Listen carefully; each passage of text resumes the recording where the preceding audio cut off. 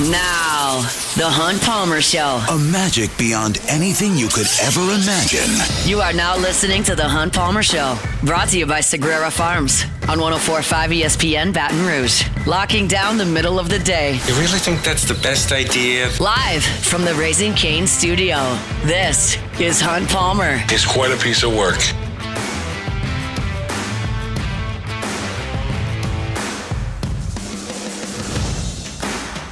Welcome in. Hunt Palmer coming to you from the Raising Cane studio downtown in the capital city on this Thursday. That, of course, means we're brought to you by Sagrera Farms Premium Angus Beef, working towards a weekend. Jordan Kitchens, Cassie Spazzali back there on the ones and twos. The Masters Tournament is underway from Augusta. We'll talk about it at the end of the hour. Joe Healy will be with us in 30 minutes. What did I say 13 minutes? Nope.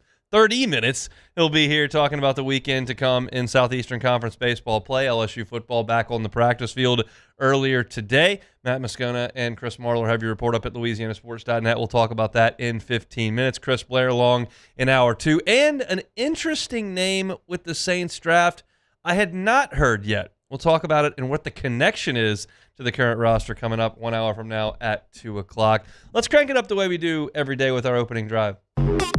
Welcome to the big league. It's time for Hunt's Opening Drive. Presented by Fabry Chevrolet GMC in St. Francisville. Incredible work yesterday by our Matt Moscona on After Further Review. He had 45 minutes with LSU Athletic Director Verge Ausberry right here in this studio yesterday afternoon. I highly, highly, highly recommend you go listen to that. Matt asked some real questions, and Verge gave some real answers.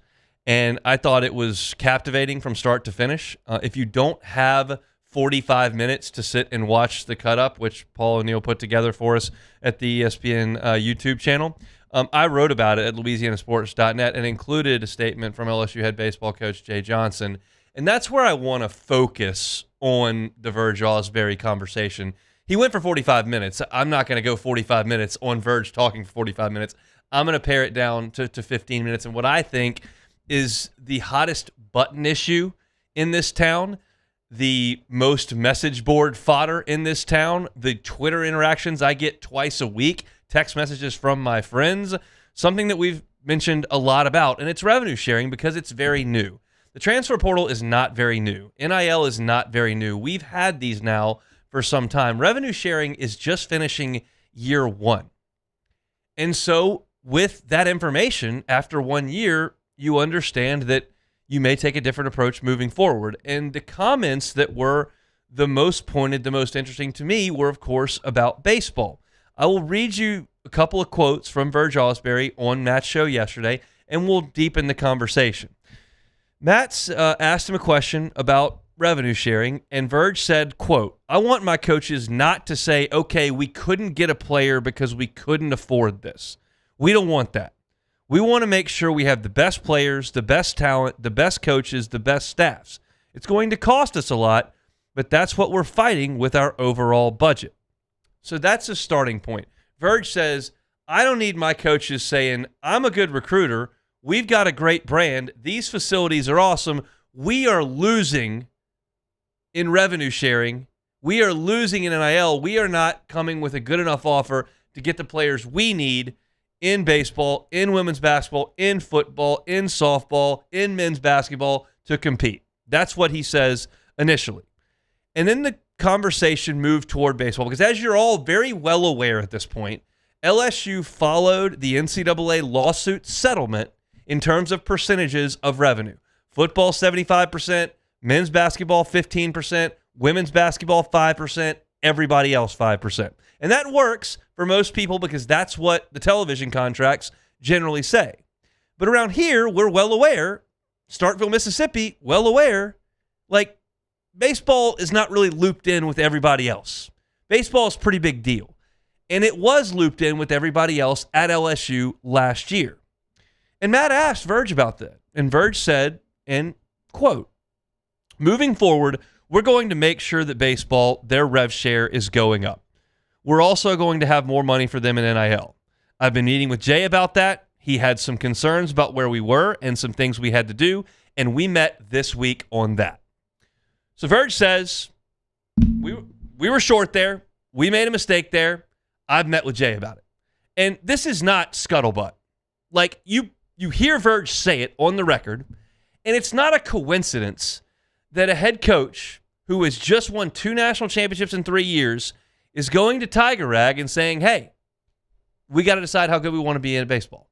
Like, you don't do that after you've won 2 out of 3 national championships unless something happened that you weren't thrilled about. That's not a leap of faith. I heard about this last summer. I candidly kind of looked at it and went, okay, we'll see.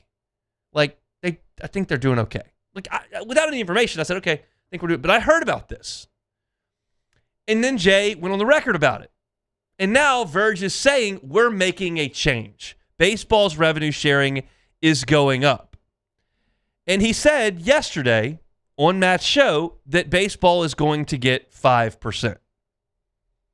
That is a significant change. And this is strictly based in recruiting. And you can tell that last year that things didn't go the way LSU wanted them to in July because you were just off a national championship and things started bubbling. And to Verge Ausberry's credit, who was not the athletic director then, it's obvious that changes are being made. I confirmed last night, wrote this at LouisianaSports.net, that meeting between Verge Ausberry and Jay Johnson did happen this past week. As Verge said on Matt's show yesterday, nothing is finalized. LSU the athletic department runs off the fiscal year that mirrors the school year. So you're going from essentially Labor Day through Memorial Day. If that's generally what we're talking about here. So nothing has been rubber stamped here. I can confirm that. But it's obvious that changes are being made at LSU. And I've said this a bunch of times.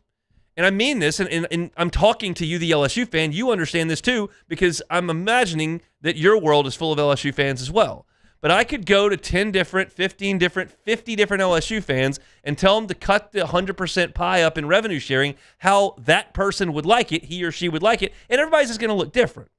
What's non-negotiable is that football has to drive the bus. Football pays for everything. Everything, everything, everything. So you have to get that right. You have to drive revenues through football. It has to pay the bills. You have to get the coach right. You have to get the players right. You have to get them coached right, and you have to win the games. And you've got to drive revenue through football. Everything else is a waterfall from that. Okay? LSU has made an investment here in men's basketball. And Verge talked about that yesterday on Matt's show.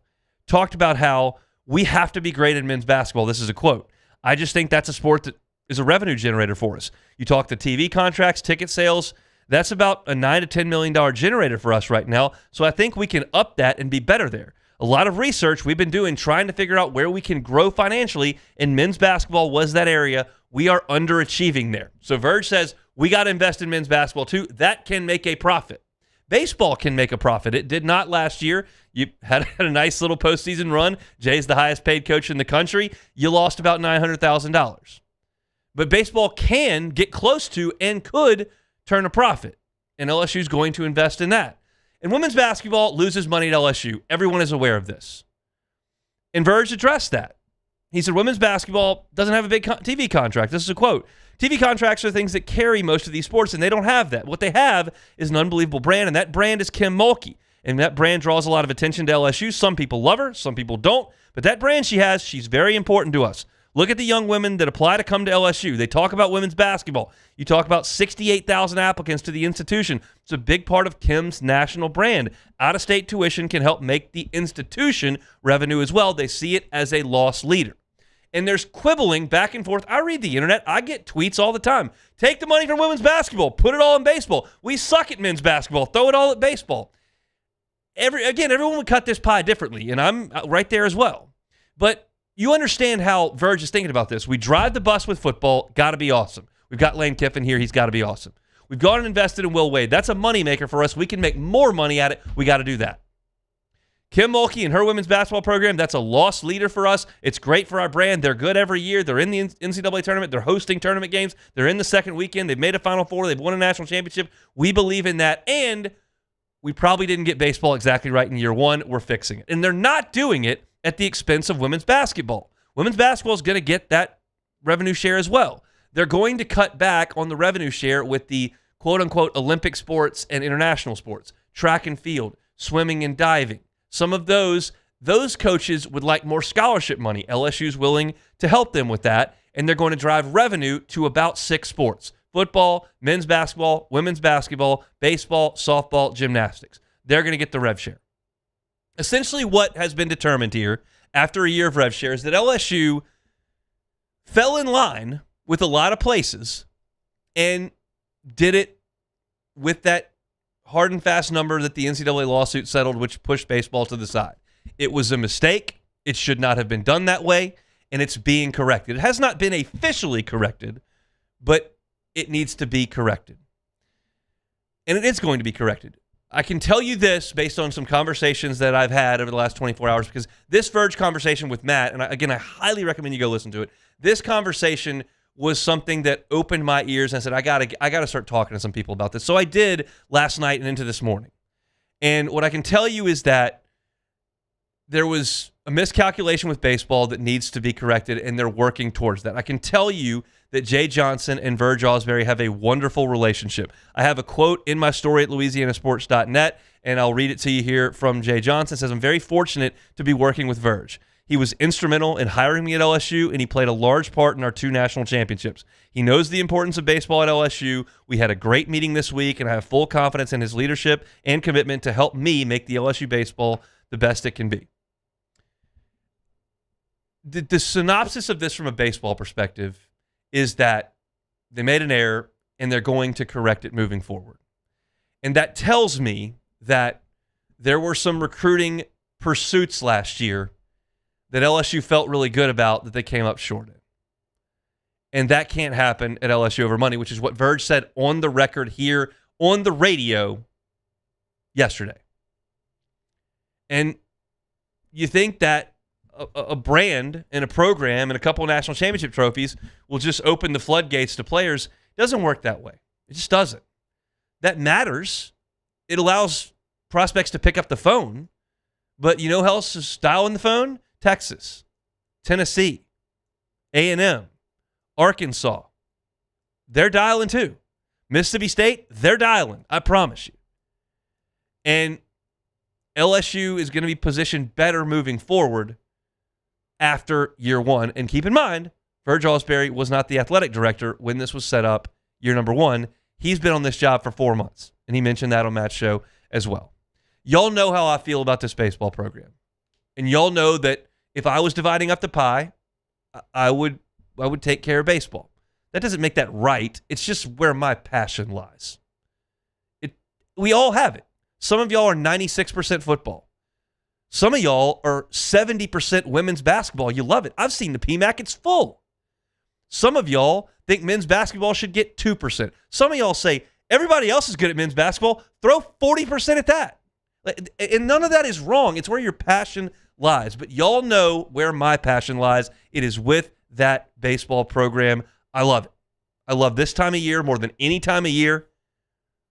I spent 2 weeks in Omaha last year. It was like a dream. I loved it. I love it. And I've had some concerns over the last 5 months about the LSU baseball program in a new era, understanding where college baseball falls on the national scale of things. It's low, y'all. It's low. I'm aware of that. Not low in my heart, not low in my household. It's low. And I fear that football's got to take over, and you've got to drive men's basketball. And I know what Kim Mulkey's going to ask for. And I look at baseball, and I have some concerns. And I don't think those concerns were completely ill-founded. I do believe this, though. From listening to Verge at this desk, this very desk yesterday, they're taking care of LSU baseball. They're working towards it. No coach on that campus, aside from Lane Kiffin, is going to get exactly what he or she wants. Lane Kiffin will. He's going to get what he wants because that you have to take care of the sacred cow. No matter how much you love the baseball program, no matter how much you love women's basketball, no matter how much you love gymnastics being great, football has to be taken care of. Lane Kiffin will get what he wants. The other coaches are always going to go, but maybe a little bit more, maybe a little bit more. And that's an okay thing if they say maybe a little bit more. If they stand there and go, this ain't getting it, well, then you've got a bit of a problem. And I'm not here to say that Jay Johnson said that to anybody, but I'm just suggesting that baseball sensed something was amiss last year, and they're working to correct it. That is a positive thing to me, and it's got to be for most of you that are listening here, that are listening to me. So to me, Verge Ausberry deserves a ton of credit for sitting here and talking openly on the mic, and I feel like a lot of LSU fans have to feel pretty good about it. Not changing anything with this year. Basketball was what it was. Baseball is trying to get things moving right now and is not where a lot of people want them to be, that team included. But things are going to shift a little bit as we move forward. And that's just the nature of this thing. You had to kind of figure out the portal when it happened. You had to kind of figure out NIL when they opened the Wild Wild West. And now you got to kind of figure out revenue sharing in each individual athletic department. LSU's working on it really hard. And I think I feel pretty good about where things are, just to kind of put a bow on that discussion. So, again, I highly recommend you go listen to Verge's conversation with Matt on YouTube yesterday. If you don't have time to do that, I do have a piece with a lot of Verge's comments with Jay's quote there and with some numbers put to it at louisianasports.net that you can read for free. It's right there at the homepage, so I invite you all to go ahead and do that. Our Thursday show is brought to you by Sagrera Farms Premium Angus Beef. We will come back, give you a little update on LSU's football practice today. That's next. The Hunt Palmer Show. Lifetime Roofing, LifetimeRoofingLA.com, LifetimeRoofingLA.com. They are so fired up this year to, for the first time ever, be able to offer you a lifetime warranty. That's on their workmanship. That's on their materials as well. And those materials are backed by CertainTeed, one of the oldest and most trusted names in building materials. If you're in your forever home and you're going to be there for a long time, and you feel like you may need a new roof before storm season, or should something happen during storm season, and now you know, okay, we've got to get a new roof. Keep in mind, if you're looking for a lifetime workmanship warranty, Lifetime Roofing is who you need to call. It's easy. It's right there in the name. Lifetime workmanship warranty, Lifetime Roofing. If you're looking for financing, they've got that as well. 0% for 18 months. You can even finance a deductible if you need to. If you've got some kind of 2% on a larger roof and you'd like to finance that instead of paying it up front, they've got a whole team that is there to help you with that. It's Lifetime Roofing. Find them online at lifetimeroofingla.com. Transform your living space with Lacoste & Young Remodeling and take your home from outdated to outstanding. Redefine your kitchen for the ultimate culinary experience, or elevate your daily routine with a spa-worthy bathroom retreat. Our skilled team brings 3D modeling to life to ensure your vision becomes a reality. We believe luxury should be accessible and offer tailored solutions to fit your budget without compromising quality. So contact us today for a free estimate. Lacoste & Young Remodeling, providing perfect solutions for your dream home. If your office is experiencing performance issues like slow networks, jammed printers, or disappearing files, Advanced Office Systems may be right for you. With powerful IT solutions, print management, document imaging, and security systems, they help offices regain confidence naturally. Side effects may include uncontrollable efficiency, smoother workflows, and a sudden burst of office joy. Say goodbye to those emotional breakdowns in the supply closet and get back on track with Advanced Office Systems.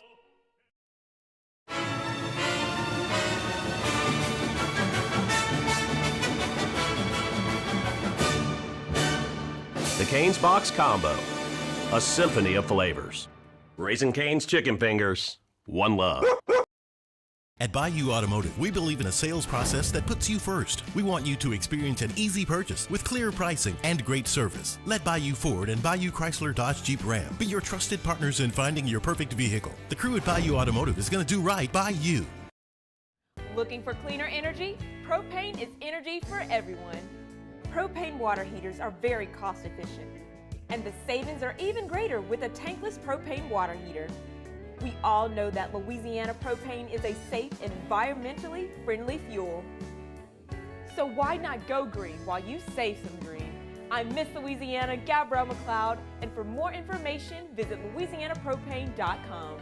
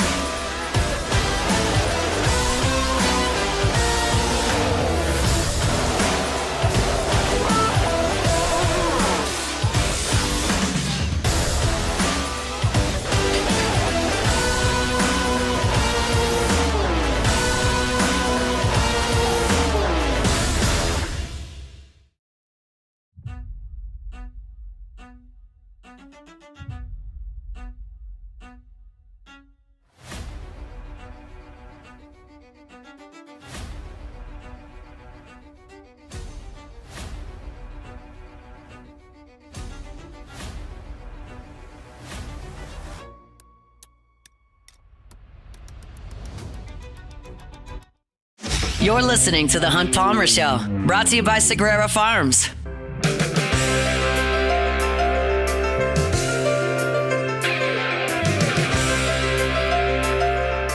Stay in the game with LouisianaSports.net. Text LSN to 225-499-1045 for breaking news, instant updates on LSU, the SEC, and everything across the sports world. Just a reminder, tomorrow from 10 to noon, so before my show 10 to noon, I'll be out at the 45th annual sidewalk sale at Red Stick Sports right there on Essen. They got a ton of incredible deals, talking about Adidas and Under Armour workout apparel, 50% off. All the LSU apparel you're looking for, 30% off. Bags from Under Armour and Adidas, like under $20, 50% off bats and gloves over there at Red Stick Sports. So come on by and see me. The deal goes through Saturday, but I'll be there tomorrow from 10 to noon. If you want to come say hey, I'll have some giveaway stuff as well. But always a great time. We've been out there to do our show a few times over the years, and I'll be out there 10 to noon hanging out at Red Stick Sports, their 45th annual sidewalk sale tomorrow. Get you an update from the Masters coming up in about 25 minutes. Joe Healy's here in 10 minutes talking SEC baseball and the weekend to come. I was not out at LSU practice today. Had to be with the kiddos this morning, but Matt and Chris Marlar had you covered, and they've got a practice report up at LouisianaSports.net. So I was reading through it, and one thing that I thought was of note was that Whit Weeks was there working on agility drills.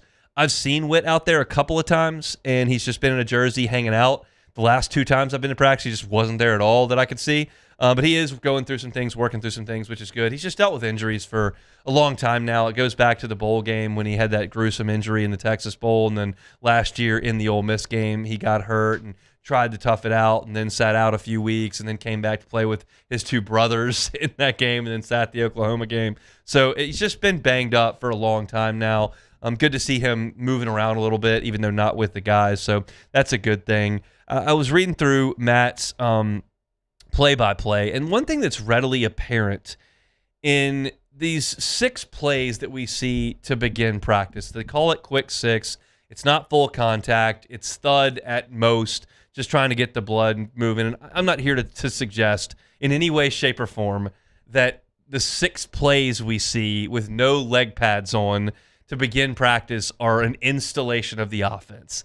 I feel like sometimes when I start talking about spring practice and try to comment on this or that, you could roll your eyes and be like, dude, it's spring ball. Like, it's really not that big a deal. I know it's not that big a deal, but it is what we have.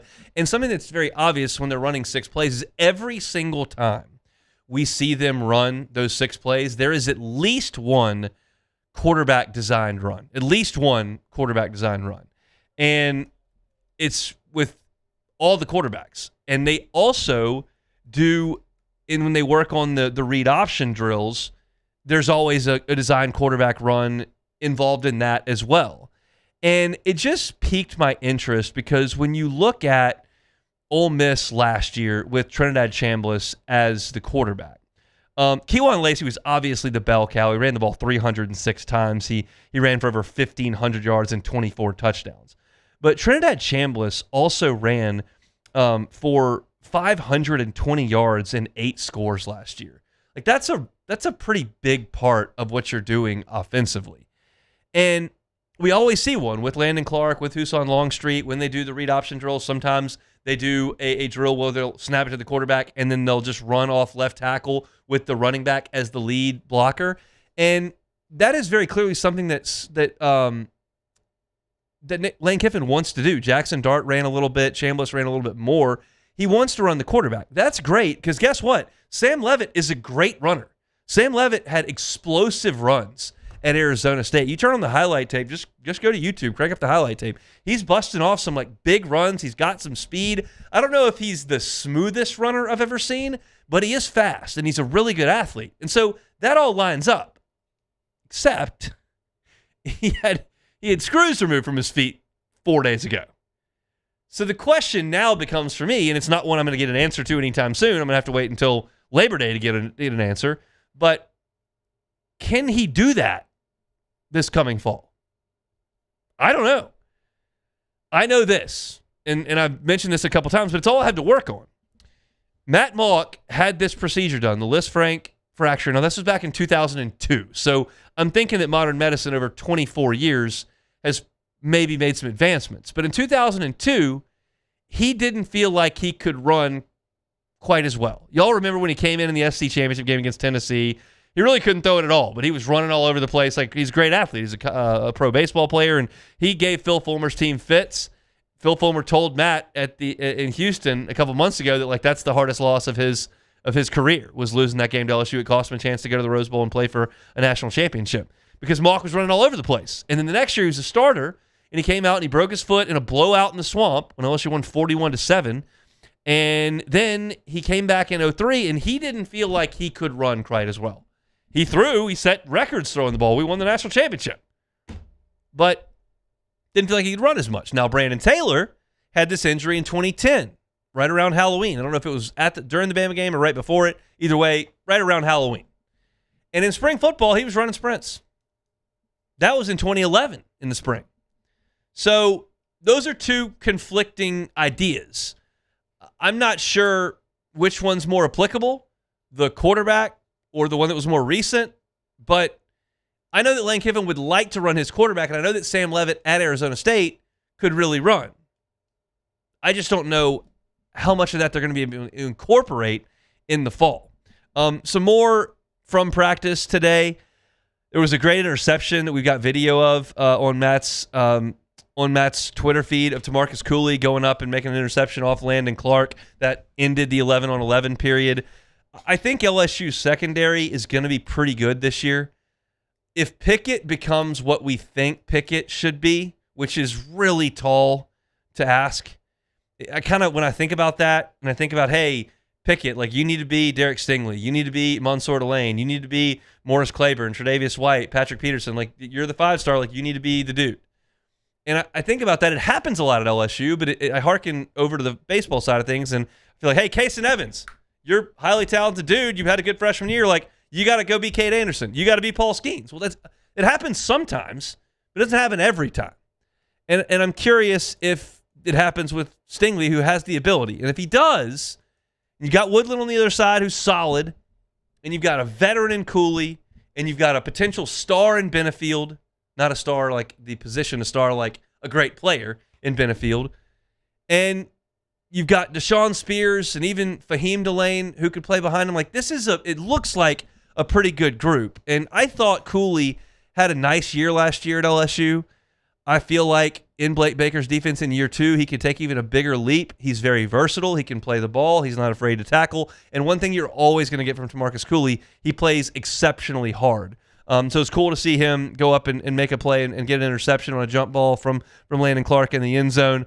Not a lot of other real meat on the bone from practice today, especially since I wasn't there and I'm just reading reports. But cool play by TaMarcus Cooley there. I'll tell you this, and this is just speculation on my part. I don't know that we're going to get a lot more great coverage from practice. We got an ability over the first 3 weeks to see guys for the first time, to see where guys line up in order on the offensive line, to see what the alignment is in the secondary, to see who's working at star as opposed to safety, to see what wide receivers going through first. Like, and now we've seen all that, all the alignment stuff, all the what do the guys look like in pads. Now it comes down to, like, are you going to see actual plays? Are you going to see quarterbacks going 7-on-7, and we're just not allowed to see that stuff right now. So that's fine with me, as I've said a million times, but all the alignment stuff and the physical assignment and, like, the how the guys look, we've showed you all that over the first 3 weeks. What we get over the next 2, I guess, kind of remains to be seen. But Matt does have a practice report up at LouisianaSports.net right now. If you want to go check that out, it is, of course, for free. Our Thursday shows brought to you by Sagrera Farms Premium Angus Beef. Sagrera Farms Premium Angus Beef. Do beef a different way. If you're frustrated by the quality of beef that you're buying and the price that you're paying for it, well, how about trying things a little bit differently? Sagrera Farms is always going to give you an unbelievable product. It is prime USD Angus beef right here, just north of Baton Rouge. And you know that you're going to get an unbelievable product every single time because John has mastered what he's doing there. So if you're going to pay a premium price for a terrible product wherever you buy your beef, how about going to get a premium product for that same price at Sagrera Farms? You can have it in your freezer all summer long during that grilling season. steaks, flank steak, ribeye, filet, strip. Of course, you got your ground beef for your burgers. It's all we do at the Palmer House now. Highly suggest you check it out. Give Sean a call, 225-719-1723. That's 225-719-1723. Sagrera Farms Premium Angus Beef, bringing you our Thursday shows. Patrick Reed, off to a really good start at the Masters. If you were listening yesterday, that was my pick. I'm not necessarily pulling for Patrick Reed, who went to live, but I just had a feeling that this was going to be a good week for him. It's real early, but he's gotten off to a really nice start. Get you caught up on a Masters scoreboard coming up here in 15 minutes. We'll step aside right now. When we come back, Joe Healy from D1 Baseball's SEC Extra Team talking some college baseball next. The Hunt Palmer Show. First American Bank and Trust. First American Bank and Trust. Bank local with First American Bank and Trust. They're truly local, like truly local. They have 25 locations, and all of them are right here in Southeast Louisiana. So if you're just outside of Baton Rouge, maybe Dutchtown, Jones Creek, maybe up I-12 in St. Tammany or Tangipahoa, maybe you're down the bayou, St. James, St. John, Lafourche Parish, Terrebonne. There's a First American Bank and Trust near you. I told you I was over in Metairie a few months ago. There's one right there. They're all right here in Southeast Louisiana. Bank local. The people that make the decisions on your commercial loan, local people. The people that make the decision on your personal loan, local people. People that you see, walk around with, go to church with, or at the grocery store with every day. It's First American Bank and Trust. You can find them online at fabt.com. That's First American Bank and Trust. At Parrish, we bring the same commitment to your home that champions bring to the game. Do business with someone you know. Parrish Construction and Roofing. Parrish Construction and Roofing. ParrishBuilt.com. At Bayou Automotive, we believe in a sales process that puts you first. We want you to experience an easy purchase with clear pricing and great service. Let Bayou Ford and Bayou Chrysler Dodge Jeep Ram be your trusted partners in finding your perfect vehicle. The crew at Bayou Automotive is going to do right by you. If your office is experiencing performance issues like slow networks, jammed printers, or disappearing files, Advanced Office Systems may be right for you. With powerful IT solutions, print management, document imaging, and security systems, they help offices regain confidence naturally. Side effects may include uncontrollable efficiency, smoother workflows, and a sudden burst of office joy. Say goodbye to those emotional breakdowns in the supply closet and get back on track with Advanced Office Systems. Who bears the standard? Who sets the bar? It's not those satisfied by low-hanging fruit or by taking it easy. No, the standard is set by the best of us, by those who work hard. Dig deeper. Give more.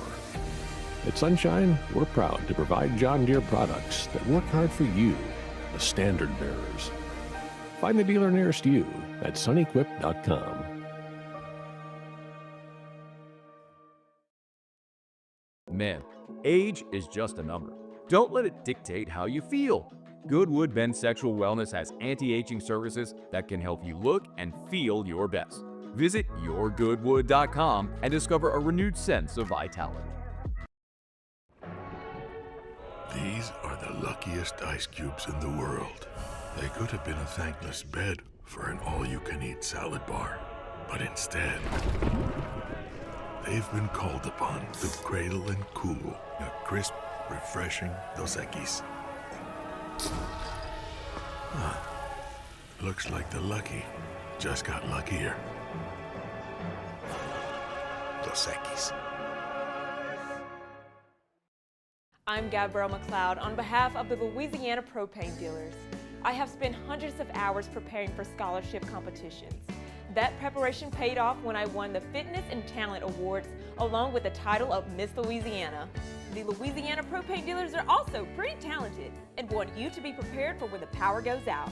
Visit LouisianaPropane.com to find out about propane generators and other safety tips. Louisiana Propane, it truly is the fuel for our future.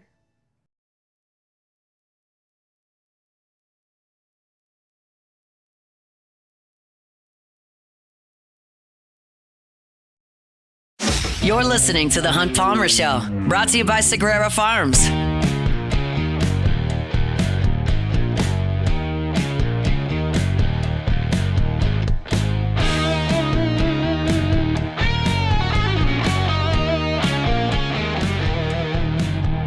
Remind you about One Bath and Closets before we get to some SEC baseball talk. OneBathAndClosets.com is the website. David Duvall and his team, 30 years redesigning and remodeling bathrooms and closets. Safety is a big deal in the bathroom, especially as folks age. If there's someone in your life who maybe aging wants to stay home and you think there could be some risk there, you can't eliminate it, but mitigate against that risk if you can. You can put in non-slip floors. You can put in some handrails in some slippery areas, a walk-in tub for convenience and safety, maybe a shower with a bench in it. These are things that David and his team do all the time. So if you'd like to talk to David about the opportunity to do that, find him at OneBathAndClosets.com. You can request that free consultation, see pictures of their fantastic work, and get that project started. One Bath and Closets. Find them online at OneBathAndClosets.com. Let's talk some baseball. Joe Healy, D1 Baseball's SEC Extra Team, also the Highway to Hoover podcast every single week. Joe, appreciate some time. How are you? Yeah, I'm doing all right. How are you? Doing okay. Let's talk about Tennessee. LSU fans watched a lot of them over the weekend. That's a tough 2-weekend stretch for the Vols between the trip to Nashville and LSU coming up to Knoxville. There's some talent there, but where are you on this Tennessee team right now? Yeah, quickly losing faith, to be honest with you. And, we've talked about this before. I think I'm at a point where I'm never going to give up on a talented team in the SEC again. We've just seen too many instances of a team that looks totally listless, that just figures it out at the 11th hour and turns out that, they end up where we thought they were all along. LSU in 24, Florida last year, et cetera, et cetera. But I am quickly losing faith in them to the point where I think they're kind of at that spot where either this is going to be a torrid run through the second half of SEC play, and it's going to be one of those stories again, or it's going to be a situation where this is just an underwhelming Tennessee team that it turns out they miss Tony Vitello and Frank Anderson maybe a little bit more than we thought. I think going into the year, I thought the talent would ultimately overcome those losses and that maybe we'd see a little bit of a drop-off in 27, 28 moving forward, but maybe the drop-off has come a little earlier. And if you look around, you look around that roster, and I don't, maybe some of the evaluation was wrong on my part. You look around and it's like, especially on the offensive end, like, who's okay, Henry Ford, but other than that, who's really carrying that team? And it just looks a little light from a position player standpoint now that we have the 30 some odd games to look at here. And maybe that was missed evaluation. Maybe it was just, making assumptions that the next guys up were going to be good enough. Whatever it was, there's certainly light on that side of the ball. The biggest result probably the weekend, Georgia going to Starkville and getting all 3 games. Let's start on the Mississippi State side of that. How do you feel about it? Actually, not to the extent that you could feel okay about a sweep. I kind of felt okay about that one from a State standpoint. Because I think some of the things that we knew were issues became issues. Charlie Foster didn't pitch that great, and we kind of knew that there was a risk of that being the case. Coming off of a good week against Ole Miss, we thought that there's a chance that he would come back to the pack a little bit. He did. So I kind of priced that in a little bit. Now, you never want to get swept, certainly on your home field. That's not ideal, but as long as Ryan McPherson comes back at some point, and the word I have gotten is that they're optimistic that he will be back at some point, and really strengthens that starting rotation again, I think I still feel pretty good about him because the team is going to continue to hit, and they were in that series last weekend. It's not like they got run off the field 3 times. So again, to the extent you can feel okay after a sweep, I do still feel pretty strong about Mississippi State being a contender here. I won't hold you to this, but LSU plays Ole Miss on the road this weekend. They have A&M coming to Baton Rouge the following weekend, and then they're in Starkville to play Mississippi State. How do you feel about Ryan McPherson's availability for that for our home audience here? That is about the time when I have heard he is, about the time when they're expecting him back at some point. Now, even if he does come back at that point, he's have been gone long enough. This isn't Cade Townsend where he was out like a couple of weeks. Like this will have been like 8 weeks at this point. Yeah. So even if he's back, like you're looking at a lesser version of him. So I would guess they're really targeting, honestly, probably the postseason for him to be something like what they had before. Let's talk about the series coming up this weekend, and I want to go to Texas and Texas A&M for a number of reasons. The first being Jim Salosnigel's return to College Station. How's that going to go?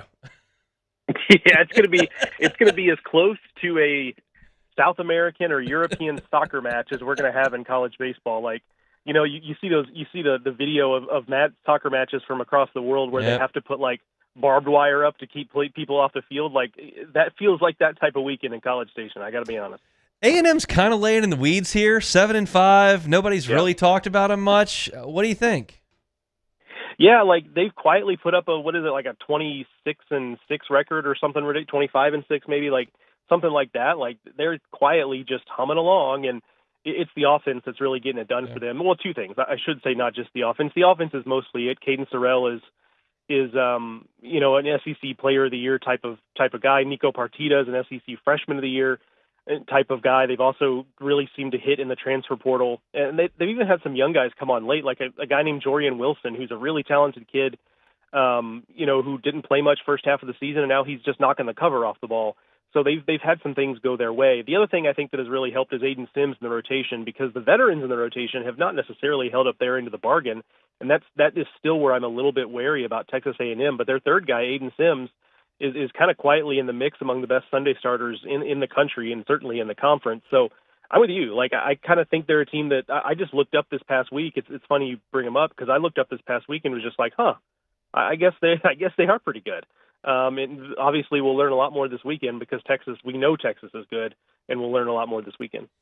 2 6-6 teams have my interest this week. Auburn will host Kentucky. Of course, LSU saw Kentucky a couple of weeks ago. Auburn kind of going the wrong direction at this point. How big is this series for those two? Yeah, it feels pretty big, just from the standpoint of, we know, like, if you told me over under 0.5 hosts among those two teams, like, I'm going over. I think one of them gets there, and this feels like the series that could spin one team one direction and spin the other team the other direction, because we know if you get to about 15, 16 wins, high RPI, you're in the mix there. So yeah, I think this was kind of huge. I think it feels a little bit bigger for Auburn for me, because they had higher expectations this year. We liked this Kentucky team, but we kind of thought, okay, borderline host, high-end 2 seed, and that's still very much in play. Whereas with Auburn, we thought, hey, this could be another top 8 seed type of season for them if things really go right. So it feels bigger for Auburn. I also just kind of have, I think Kentucky's roster just kind of is what it is. Like, I think it's solid. I think it's a high floor. I think it's limited ceiling. Auburn's roster is kind of underperforming what my expectations were. So for me, it feels like Auburn needs this a little bit more than the Wildcats do. Auburn's offensive stats are pretty bad, quite frankly, at this point. So we'll see if they can figure that out against Kentucky. I'll speak for myself, which I'm supposed to let you do the talking here, but I'll speak for myself. I'm having a hard time selling Arkansas. I'm also having a hard time buying Alabama. They will play in Tuscaloosa. That may be just that I'm an idiot, but how do you feel about those two teams and then this series? Oh, I'm 100% with you. Okay. Yeah, I feel a little bit like I'm with you, where I feel like Alabama has probably played a little bit above its head. Now, the counterpoint to that is that they've done this largely with Justin LeBron being pretty pedestrian, to be honest. Like, he's kicking the ball around a little bit, like he's hitting about 260 in SEC play and overall. It's not like he really crushed it in non-conference play either. So that's the counterpoint, is like, well, if he improves, maybe this actually is sustainable. But I tend to be with you, where I'm not quite sold yet. And also with Arkansas, this program is too consistent for me to like. I might just end up being wrong about them, but I continue to pound the table of this team's going to figure it out, and this team's going to end up basically where they always end up from a postseason standpoint. And I just might be wrong. Like, eventually, if you keep betting on that, eventually you're going to be wrong one time, and this just might be the year. But I continue to hold steady to that, because they tend to figure it out when it's all said and done. And I certainly, at least from a pitching standpoint, I certainly like the talent there. I do wonder, and I've not seen their rotation yet this weekend, but I do wonder if they do need to shake things up, particularly on Sundays with Colin Fisher. Just hasn't gone particularly well with him, and I do wonder.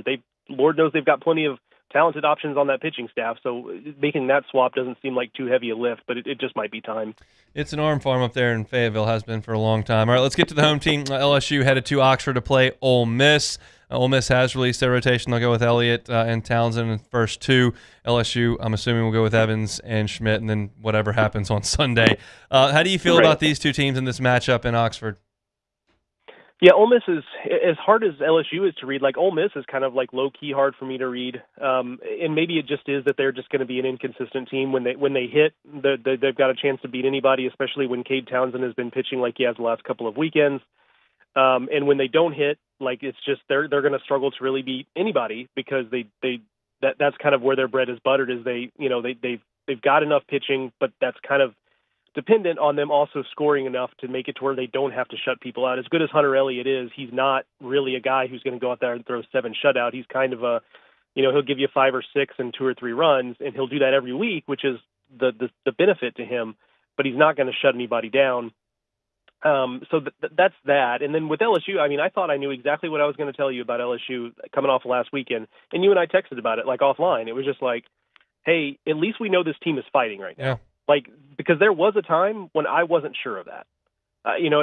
This team didn't look like it had fight really early in the season, and at least now we know that's a part of this team's game. I don't know how good they are. I'm starting to wonder, were they really as talented as we thought? I'm taking a second look at this roster, being like, I thought they were talented. Maybe they're just.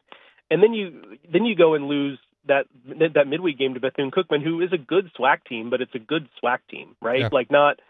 Not a good American Athletic Conference or CUSA team even. And so, that was just kind of jarring. And I think maybe it goes to show two things can be true. This team does have a lot of fight. This team on the high end, talent-wise, is just fine when you talk about the top teams in the SEC. But I think the depth is a concern, and we see it week after week whenever they get to the end of the weekend. And sometimes when they get to these midweek games where the depth just doesn't show up like it needs to in these types of games. Yeah, depth of the pitching staff is very, very poor at this point. But front end could be good. We'll see. We'll hope for another good weekend for LSU in Oxford. Joe, we appreciate the time. We'll talk next week. All right, Hunt, see you, buddy. Joe Healy, D1 Baseball's SEC Extra Team, Highway to Hoover podcast, and Weekend Waypoints every Friday, Saturday, and Sunday on YouTube in the morning. If you want your SEC baseball picks with your cup of coffee. We'll come back, and we will get you caught up on what's going on in Augusta, Georgia at the Masters. Local boy went low. We'll talk about it next. The Hunt Palmer Show. Highland Insurance Group, HighlandIG.com. HighlandIG.com is the website. If you're a business owner and you're worried about running your business and you're not real sure about employment practice liability insurance or whether you need it or what it covers, you may not know what your crime policy should be responding to or what cyber coverage means for you, specifically if somebody clicks an email they're not supposed to. Do you need directors and officers insurance? What about umbrella limits? If these are things that you're not necessarily comfortable with, but you know what your insurance policy costs, well, maybe go a little bit deeper than that. And the Howard Insurance Group has a group of technical experts that are here to help you do just that. So reach out to Jonathan Garbo and his team at the Highland Insurance Group. They're online at HighlandIG.com. And just let them take a second look at your insurance program. No matter what it is that you do, they have someone in their client list that does something very, very similar, and they know where your insurance needs to be placed. The Highland Insurance Group, find them online at HighlandIG.com. At Bayou Automotive, we believe in a sales process that puts you first. We want you to experience an easy purchase with clear pricing and great service. Let Bayou Ford and Bayou Chrysler Dodge Jeep Ram be your trusted partners in finding your perfect vehicle. The crew at Bayou Automotive is going to do right by you. When it comes to industrial construction, River Parish contractors can do it all. Mechanical, structural, custom fabrication, specialized welding and turnaround services. Strategically located in between Baton Rouge and New Orleans, we have the local team with the experience and commitment to safety to manage the most complex industrial projects. Period. Here's the deal. Partnering with us means your project is delivered on time, on budget, and most important, safely. River Parish Contractors, let's get building. Everything you need for a stunning garden is at the Plant Barn in Baton Rouge. From trees and shrubs to plants and pottery, the Plant Barn has it all at great prices. Visit us today on Valley Street, right off Perkins Road in South Downs. My father, J.B. Falgu, had a vision of growth for First American Bank and the communities we serve. The bank's foundation was built on his legacy of compassion, loyalty, and dedication. Through his years of leadership, First American has prospered to heights even J.B. could not have imagined. I know my father would be extremely proud of the customer service and financial stability that First American provides to Southeast Louisiana. We continue to thrive because of the legacy of J.B. Falgu. Hi, this is Beth Serena. Welcome to my pool.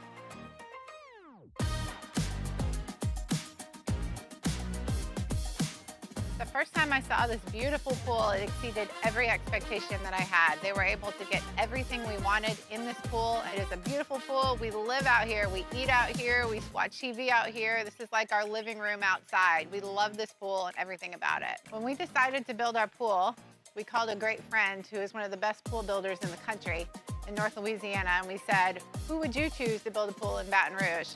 And without a hesitation, he told us Russell Pools. He said their history, tradition of great builds, great pools was unmatched. So of course, who did we call? Russell Pools. The advice I would give to anyone looking to build a pool is first call Russell Pools. They'll do an incredible job. It'll be incredibly organized. It'll be time efficient. And you will have your pool in no time.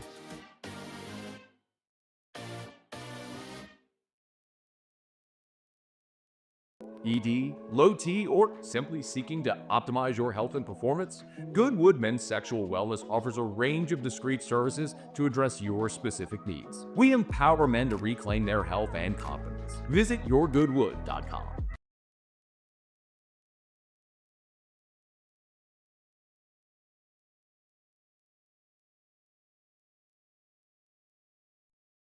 You're listening to The Hunt Palmer Show, brought to you by Sagrera Farms.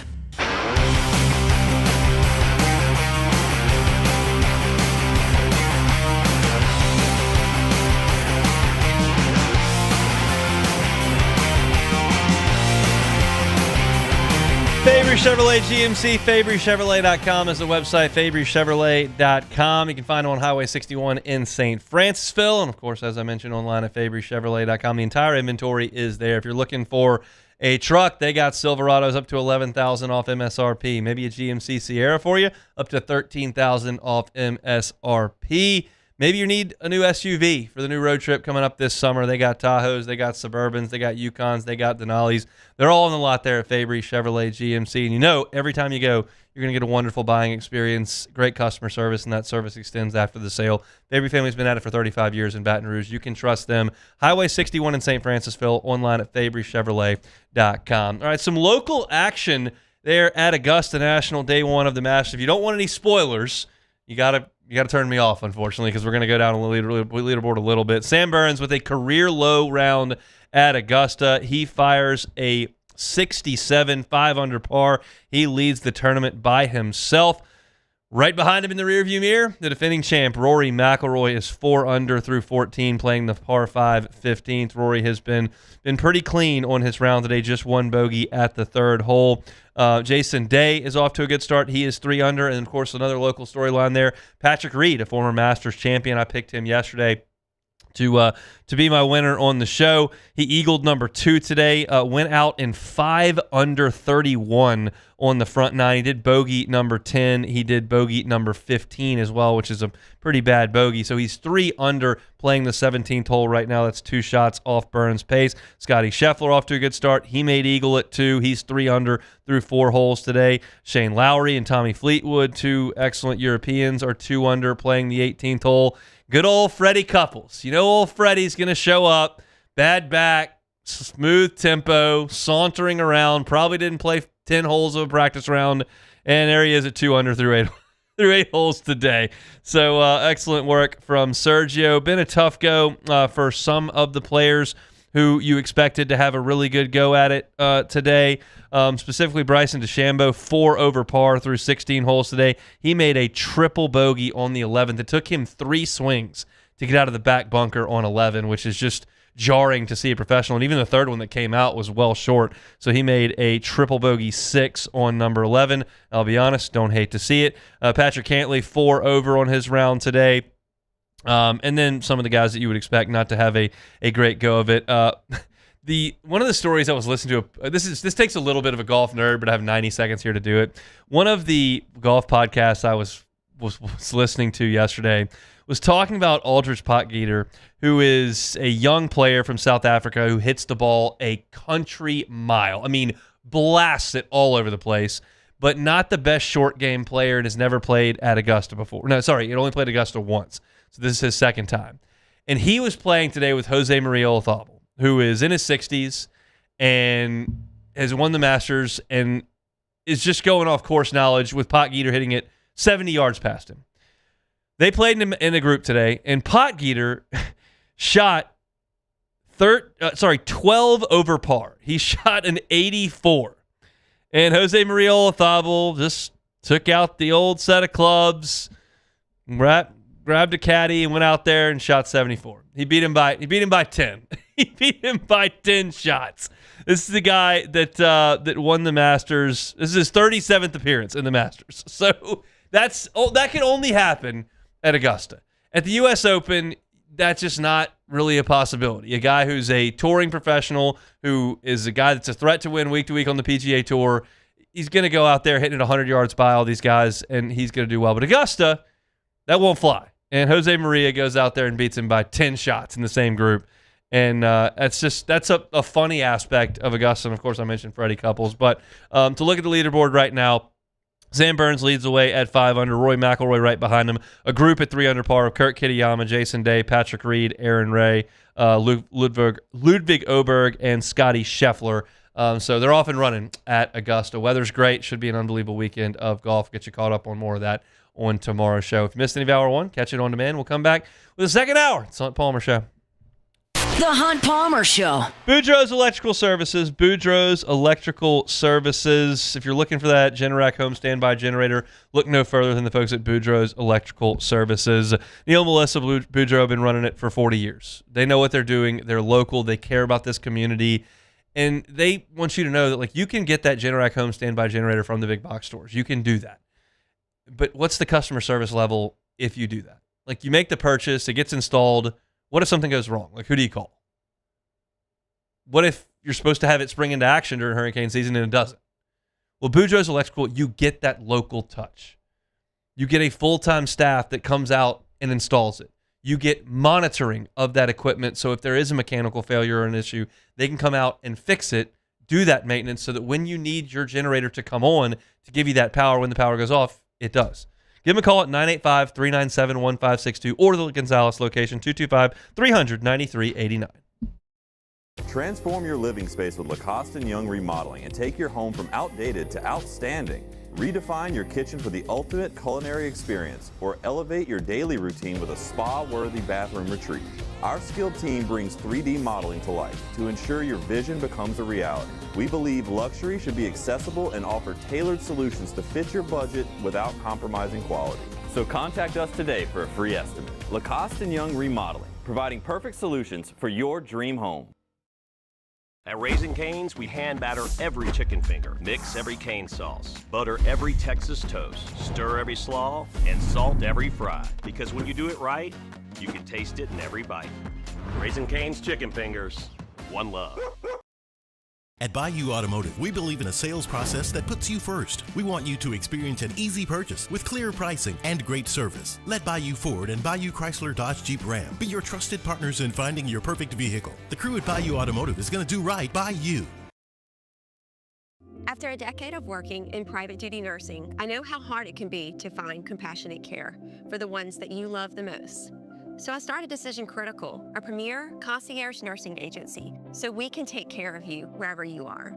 Our highly skilled nurses provide exceptional care from the comfort of your own home with personalized packages for short-term, long-term, or even around-the-clock care. Visit us at decisioncriticalbr.com and give us a call today to get started.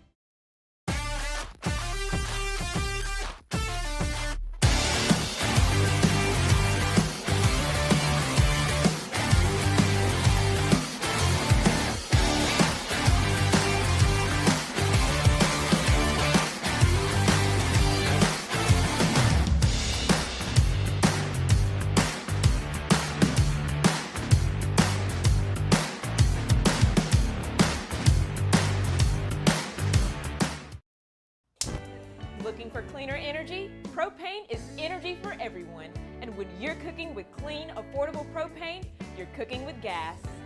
In the wintertime, nothing heats a home like Louisiana propane. And when you need hot water, propane's got you covered. Oh, and you won't regret that propane generator when the power goes out. I'm Miss Louisiana, Gabrielle McLeod, and to find more information and to find a propane dealer near you, visit louisianapropane.com.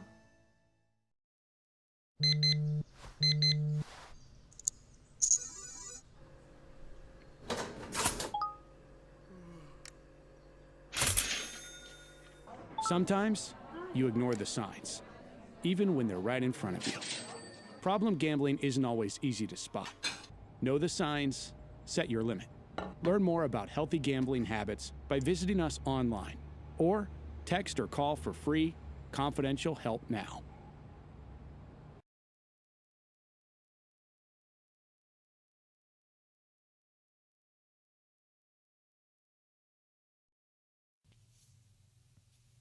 This is SportsCenter.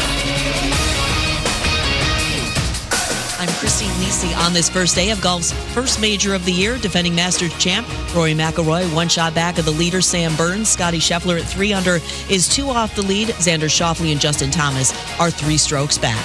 NBA, LeBron James returns from a foot issue for the Lakers tonight against the Warriors, 9:30 Eastern, ESPN Radio. The injured Luka Doncic and Austin Reeves remain out for Los Angeles. The Celtics will be without Jaylen Brown against the Knicks tonight due to Achilles tendonitis. Boston can clinch the Atlantic Division with a win. New York's got just a half-game lead on Cleveland for 3rd in the Eastern Conference. NHL, 17 days after suffering a broken arm, Senators defenseman Thomas Chabot will play tonight against the Panthers, 7 Eastern on ESPN+.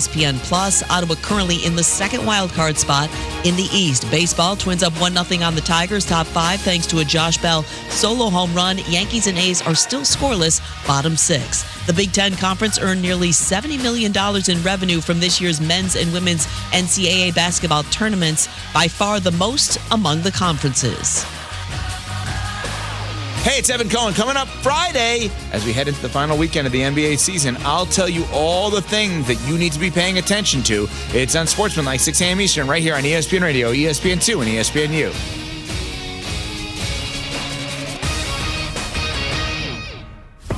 Now, the Hunt Palmer Show. A magic beyond anything you could ever imagine. You are now listening to the Hunt Palmer Show, brought to you by Sagrera Farms on 104.5 ESPN Baton Rouge. Locking down the middle of the day. You really think that's the best idea? Live from the Raising Cane's studio, this is Hunt Palmer. It's quite a piece of work.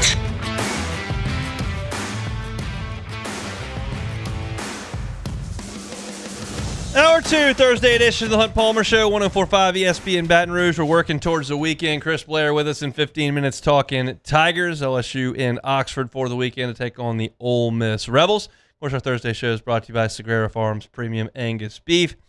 Let's talk a little Saints here.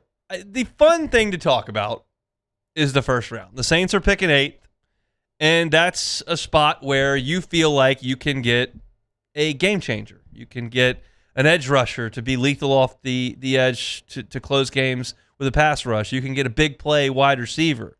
You can get an anchor on your offensive line, or a guy like Jeremiah Love who could transform the running game. Of course, quarterback's always in play in the top 10 as well. Like, the 8th pick is more fun to talk about, right? But it's not the only pick you have.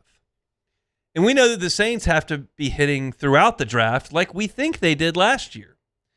And I saw a mock draft and I saw a visit story. It kind of piqued my interest about something that's a little bit on the back burner, but something that we'll talk about in more detail as we get closer to draft time, which is 2 weeks away.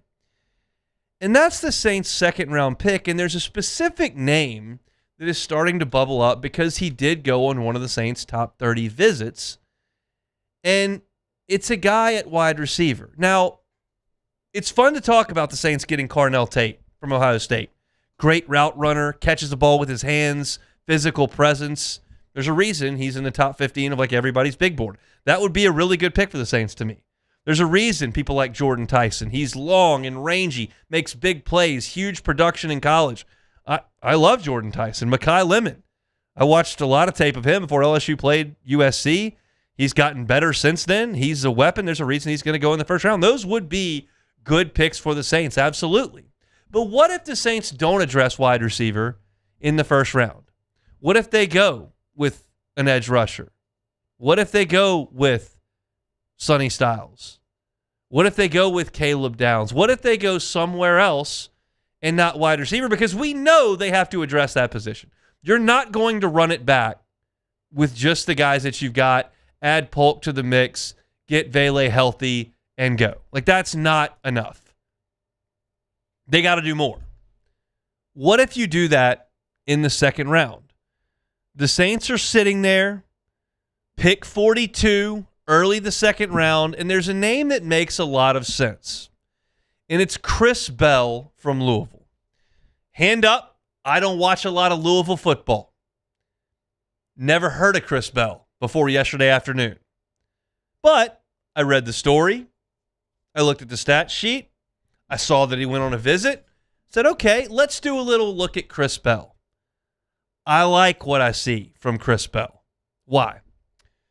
Well, for one, he did play with Tyler Shuck 2 years ago. That doesn't count for everything.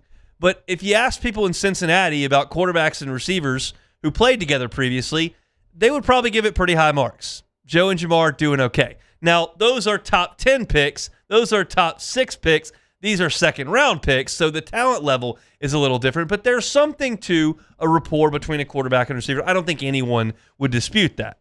But what else about Chris Bell? Well, he's 6'2" and 220 pounds.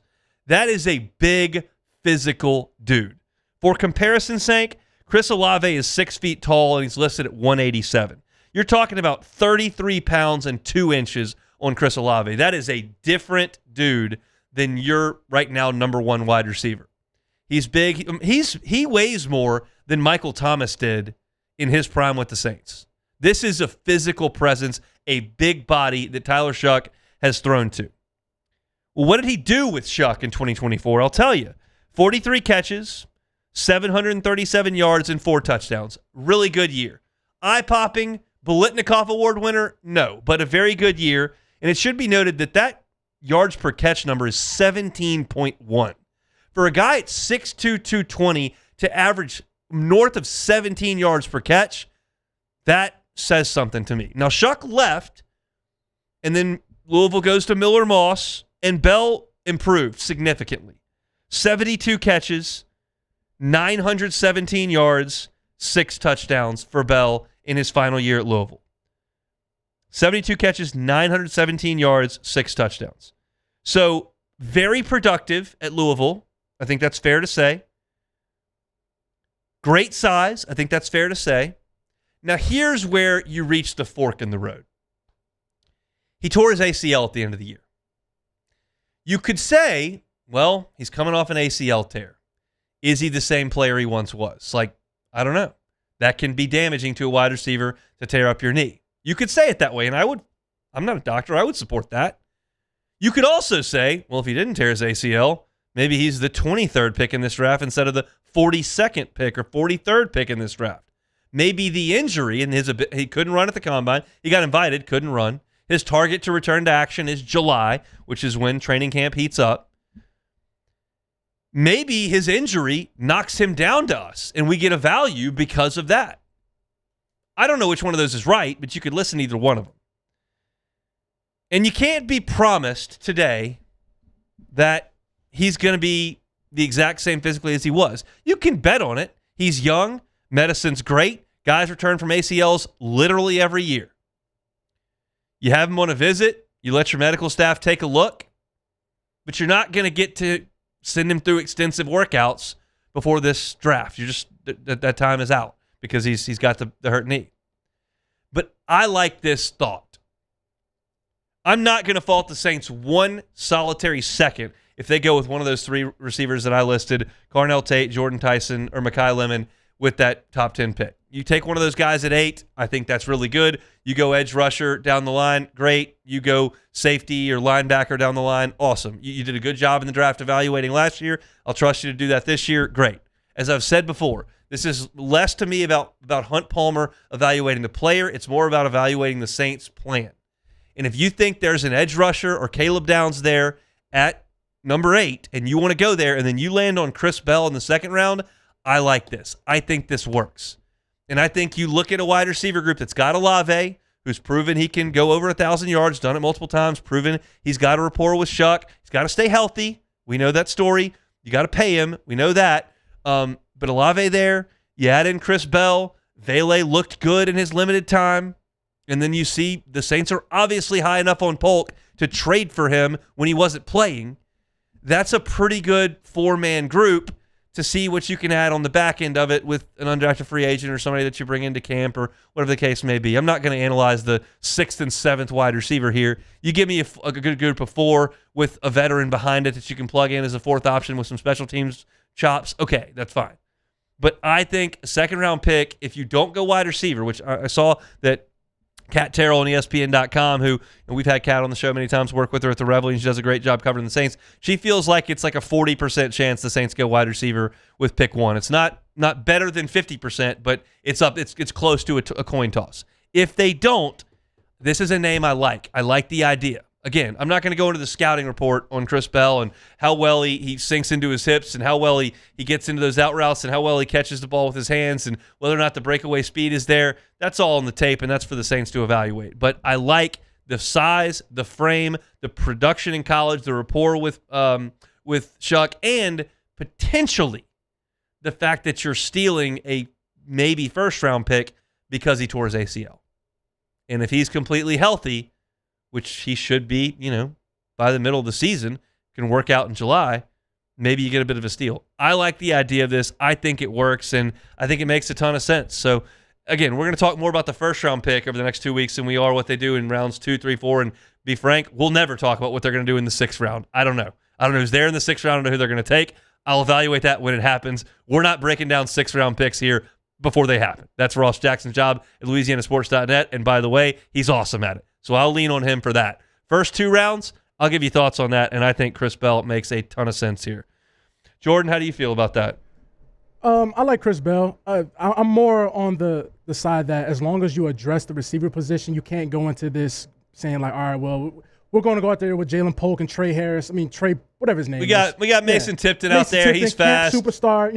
I'm not doing that this year. As long as you address the position, that's all fine and dandy. I'm really excited when I come in here for that first time in late July and hear about this catch Mason Tipton made at camp, and Jordan's going to turn my mic off. Yeah, I'm going to be like, yeah, man, Mason Tipton, 3 years in a row, he's the best receiver we got at camp every year. And then the season comes and he ends the year with like 3 catches. So 6 catches, 28 yards. Mason Tipton. What a drop. I had to drop in. So it's like, it's as long as you address the position, I like Chris Bell. And it's a 2nd-round pick. So you're not really, it's like, okay, it's an important pick, but it's not like the end of the world if it doesn't hit. But at the same time, he kind of reminds me of like a A.J. Brown. He's like you said, he's 220 pounds. He's a big dude. That's huge for a receiver. He's got that big body like A.J. Brown type of receiver who was a 2nd-round pick. So it'll be cool. And I'm kind of a sucker for guys that are openly like, I want to come to New Orleans. I want to play with that guy. I want to play with Tyler Shuck. So that's why I'm not a GM. Everybody's saying, oh, I want to play here. I'm drafting. You want to play for the Saints? I'll take you. So as long as you get a receiver, I'm happy. Makes sense there. I think they may take one in round 1, but that's a name to circle for round 2, Chris Bell. We'll come back and talk to the voice of the Tigers, Chris Blair, next. The Hunt Palmer Show. Fabry Chevrolet GMC, FabryChevrolet.com is the website, FabryChevrolet.com. That spot has been a Chevy dealership for quite some time, but it came under new ownership October 1st. That's when the Fabry family took over, and they are so excited about that point in St. Francisville. I've told y'all over the last couple of weeks, my wife and I went up to St. Francisville for a little weekend for our 5th anniversary, and it's just a quick drive. It's right there. So if you're in Baton Rouge and you hear me say St. Francisville, well, how far is it? It's not far. You just zip up to North Baton Rouge on 110, hop over, and Highway 61 is right there.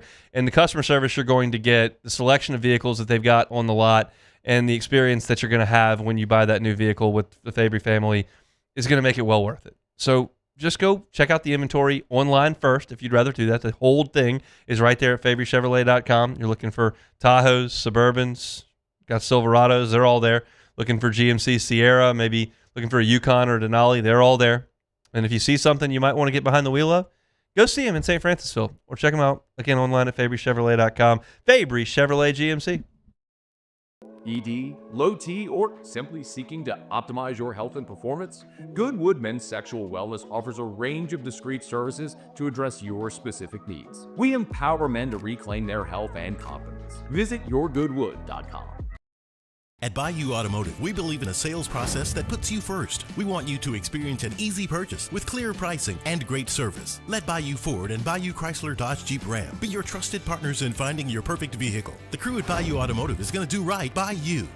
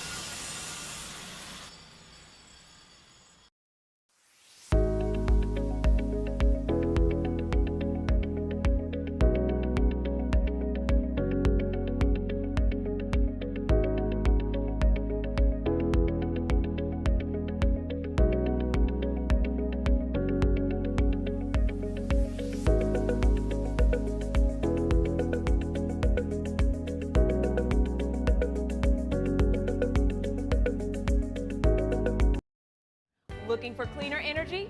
Propane is energy for everyone. Propane water heaters are very cost efficient, and the savings are even greater with a tankless propane water heater. We all know that Louisiana propane is a safe and environmentally friendly fuel. So why not go green while you save some green? I'm Miss Louisiana, Gabrielle McLeod, and for more information, visit louisianapropane.com.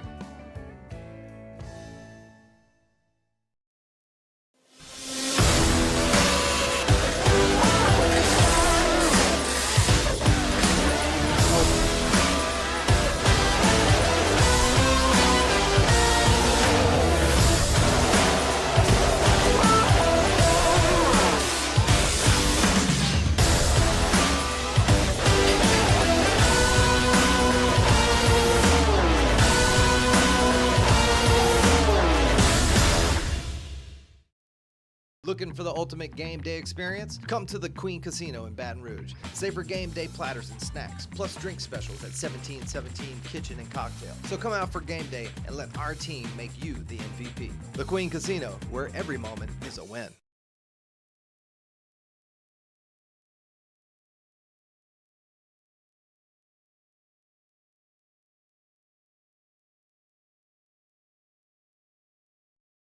This is the Hunt Palmer Show, brought to you by Sagrera Farms.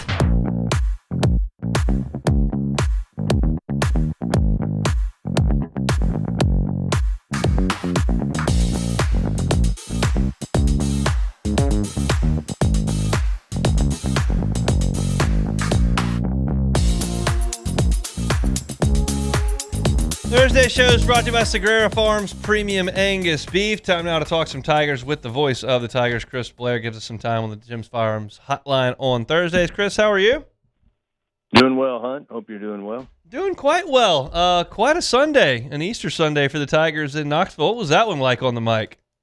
Yeah, that was fun. I mean, it was good. I mean, it was an important game. You know, talking to Jay on Monday night, you know, he said, hey, look, I know we look at it, speaking of us, meaning you and I and fans, as a series win. He said, I looked at Sunday's game, you know, as one of the most important games of the season, for the momentum, for being on the road, for being, you know, again, against a talented Tennessee team. I know they don't have the wins and losses that they would like, but still, all in all, he just felt that was an important game. So for them to be able to, you know, fight their way through it, again, a weekend of costly errors, not as many free passes. Tennessee had to kind of earn what they got.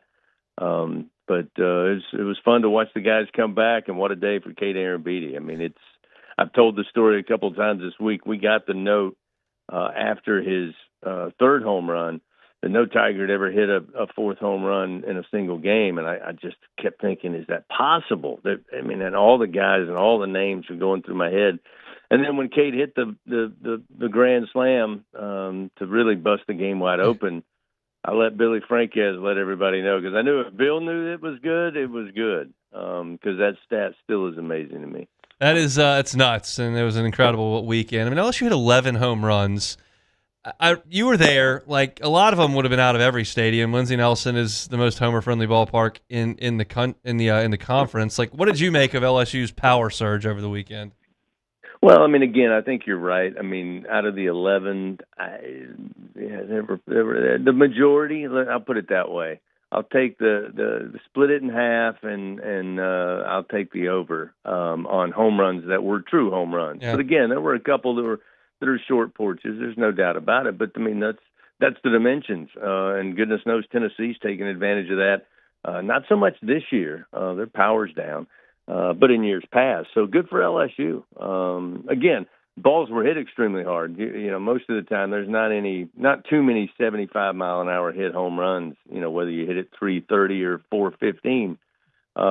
So I just like the fact that LSU was that aggressive. They got some good bats on the ball, and hopefully they're going to be able to carry that over, because they weren't able to do so in the midweek. They were not. I was right there next to you, and it was not a pretty sight for the last 3 innings of that ball game for the Tigers against Bethune-Cookman. But the good news for LSU is they're going to send Kason Evans and William Schmidt out there who did not pitch against Bethune-Cookman. I'm curious your thoughts on those two guys last weekend in Knoxville. Neither line score is going to blow you away, but we understand that how small that ballpark is. How do you feel like those two guys are progressing thus far? Yeah, I mean, I think they both, when they left the game, LSU had a chance to win. And again, you're right. Their numbers on that particular weekend did not wow you over from a strikeout standpoint. But they were able to produce outs and get a little deeper, which certainly bode well for Sunday's game when they had to have, a pretty well-stacked bullpen. So, I mean, I think when you look at it, it depends on how you break it down. You want to break it down individual games, sure, there's going to be better games for both Kason Evans and William Schmidt than what we saw on Friday and Saturday in Knoxville. But when you look at it in a totality of a weekend and 3 opportunities for SEC wins, I think they certainly did what it needed to be done from a pitching standpoint. And I would say the same thing about Gavin Guidry. I mean, Gavin, I thought, was a big part of that comeback and shutdown in Game 3, and yet his numbers aren't going to knock you over. But he threw strikes, and they limited all the free passes and hit bad pitches and walks, and for that matter, even wild pitches. And to me, that's the formula. And it wasn't the formula on Tuesday night, which I'm sure the coach and team have already addressed, but it'll certainly have to be the case again this weekend. And maybe this is a weekend team, and you can look at it a couple of ways. And I know the team talked about it yesterday. You've got some really heavy midweek losses that are going to lay around your neck come postseason time. So the only thing you got to do now is if maybe this is an SEC weekend kind of team, and they can take care of business even with some of those previous losses. But again, it's not going to be easy because you got to win like this weekend on the road against Ole Miss. This team is a team that feels like they got some bumps and bruises. Stanfield's been dealing with it for a while. Obviously, Dardar on Tuesday, Cerna back on Sunday. What's your sense of how the grind of the season is treating the boys? Yeah, I'm a little concerned about that because of the 3 names you just mentioned. I mean, when you look at the games this season, when the Tigers have had success, especially obviously in SEC play, I mean, those 3 guys have factored alone. They haven't been everything, but they've factored. I think obviously the grind, you're going to have those bumps and bruises. It comes down to, are we talking missing a game or 2, Cerna maybe DHing and Aaron Beatty catching 2? I mean, are those the questions we're having, or is it questions of will they be in the lineup for 2 to 3 games? Because again, I think right now, every opportunity to win is a must. If you want all the goals that were laid out before the season, there's a smaller margin for error. I'm not going to put it in must-win categories yet because that's asking a lot, but the margin for error is getting slimmer. No doubt. Chris Blair, the voice of the Tigers, with us, joins us on Thursdays, LSU and Ole Miss over the weekend. You can find it on the LSU Sports Radio Network. How'd you feel Mason Braun looked at first base on Tuesday?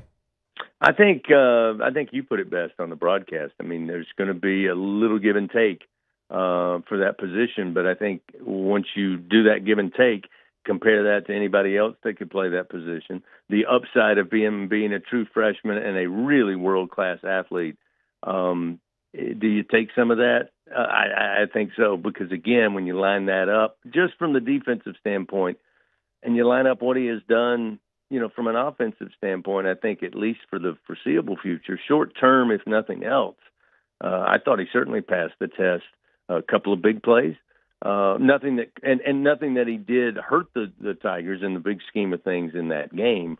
But again, I think right now I would have a hard time arguing anybody else basically at this point. I'm with you on that one. How do you think the Tigers are going to be received in Oxford? I have a feeling I know how it's going to be in September. What about this weekend? Yeah, well, I told everybody on the flight up today. I said, I got a sneak peek of things when I was here with basketball, and I was only here about 38 hours. But it's we went to dinner the night before the basketball game, and it was Kermit Davis, John Brady, and when you're sitting at that table, it was pretty easy for them to figure out kind of what was going on. And there were some comments at the restaurant, all in jest, I would say. But yeah, there's no question about it. Swayze's going to be raucous, and it's different now. to paraphrase our head football coach. It certainly is different when you come up here to Oxford now. Well, have a great 3 calls. Be safe coming back. We'll see you next week. You got it. That is Chris Blair, voice of the Tigers from Oxford, Mississippi, LSU and Ole Miss, Friday, Saturday, and Sunday from Swayze Field. Of course, as is tradition, you'll have the Saturday night game. The Friday night game between LSU and Ole Miss. First pitch at 6:30, so you can find pregame on Eagle 98.1 at 6 o'clock. Late game on Saturday, 4 o'clock, so you can find that at 3:30 pregame. And then on Sunday, earlier start at 1:30 from Swayze Field in Oxford. Big weekend for the Tigers. It's really important. If they can find a way, somehow, some way to get 2 games this weekend, and I'll break it down a little bit more in depth tomorrow, but if they can find a way to get 2, you'll be okay. You'll be at the midway point. You'll be at 8-7, and that's okay. You're just going to have to play a little bit better in the second half. And make no mistake, you've got 2 of your most difficult series of the year in the second half of the season. At Mississippi State and at Georgia are not going to be a whole lot of fun. But you do have South Carolina. You do have some home series with Texas A&M. You do have a home series with Florida. So there are more home games than away games. Just the away games are very difficult in the second half. But again, you play 3 road series in the first half, just 2 in the second half. If you can get to the halfway point at over 500, you're okay. You're not in a great spot right now. But as I mentioned yesterday, you've got 18 conference games left and 4 non-conference games left. The conference games are going to dominate your metrics moving forward. It's 18 of 22 games you have left to play. So, and that's not to mention the SC tournament, which is potentially 1, 2, 3 more games that are against conference opponents that are going to have RPIs in the top 20, maybe the top 10. So there's a lot of time, and you've kept your head above water. That's the point I made on Monday when I wrote in the column around the horn on Monday. Like, no one here is jumping for joy and throwing parties over 6-6. That's not necessarily how things work around here. But your head's above water. You're okay. You've just got to keep swimming. You had to get the scuba gear out 2 years ago. You're okay right now. You can do it on your own, but you gotta get going this weekend and try to find somehow, some way to get 2 wins in a tough place to win a series. And that is, of course, in Oxford, Mississippi at Swayze Field. Chris Blair will be on the call for all of it. We appreciate him for giving us a little bit of time. Step aside, come back, 30 minutes to go. It's the Hunt Palmer Show. The Hunt Palmer Show. Our friends at Ochsner want to remind you there are different options for your care. So visit their symptom checker online at ochsner.org/findcare. If you're looking for your primary care doctor, that's to deal with your annual checkups, maybe some mild asthma, moderate chest pain, maybe monitoring your blood pressure, cholesterol, blood sugar. That's primary care, and you can schedule that at www.ochsner.org/brprimary for your primary care. Urgent care is more urgent. It's right there in the name. You're talking about lacerations, urinary pain, earaches, fevers, flu-like symptoms, rashes, skin irritations. That's when you need urgent care. So it's good to mention that walk-ins are welcome there. They have extended hours, and you can find a location at ochsner.org/urgent care. And then you've got the highest level, obviously, which is emergency care. You got to go to the ER there or call 911. If you've got severe chest pain, you've got severe bleeding, you've got severe head trauma, or maybe sudden vision loss, you need to call 911 and make sure that's taken care of immediately. They've got 24/7 virtual care options at Ochsner, so you can schedule them online through MyOchsner. They've got convenient follow-ups, routine care, and then look, you can download the MyOchsner app at www.ochsner.org/myo. An additional resource with Ochsner, they're on call 1-800-231-5257. You can find them online at ochsner.org. When it comes to industrial construction, River Parish contractors can do it all. Mechanical, structural, custom fabrication, specialized welding, and turnaround services. Strategically located in between Baton Rouge and New Orleans, we have the local team with the experience and commitment to safety to manage the most complex industrial projects. Period. Here's the deal. Partnering with us means your project is delivered on time, on budget, and most important, safely. River Parish Contractors, let's get building.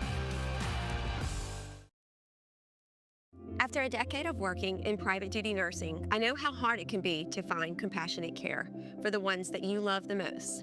So I started Decision Critical, a premier concierge nursing agency, so we can take care of you wherever you are. Our highly skilled nurses provide exceptional care from the comfort of your own home with personalized packages for short-term, long-term, or even around-the-clock care. Visit us at decisioncriticalbr.com and give us a call today to get started. At Sunshine, your hometown John Deere dealer, we know hard work starts with the right equipment. Right now, take advantage of the powerful 3025E tractor with loader for just $297 a month, with 0% financing for 72 months. Whether you're tackling land, property, or projects, this is the tractor built to get it done. Don't wait. This offer ends April 30th, 2026. Visit sunequip.com or stop by a Sunshine location today.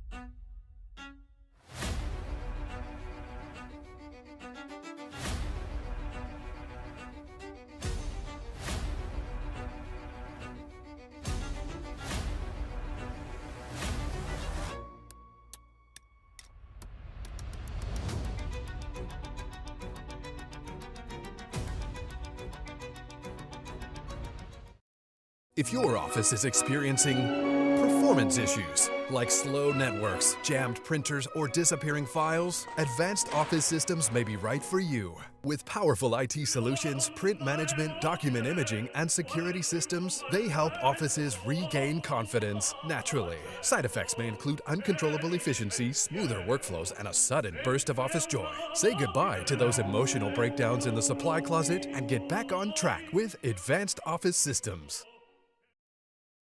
Man, age is just a number. Don't let it dictate how you feel. Goodwood Men's Sexual Wellness has anti-aging services that can help you look and feel your best. Visit yourgoodwood.com and discover a renewed sense of vitality.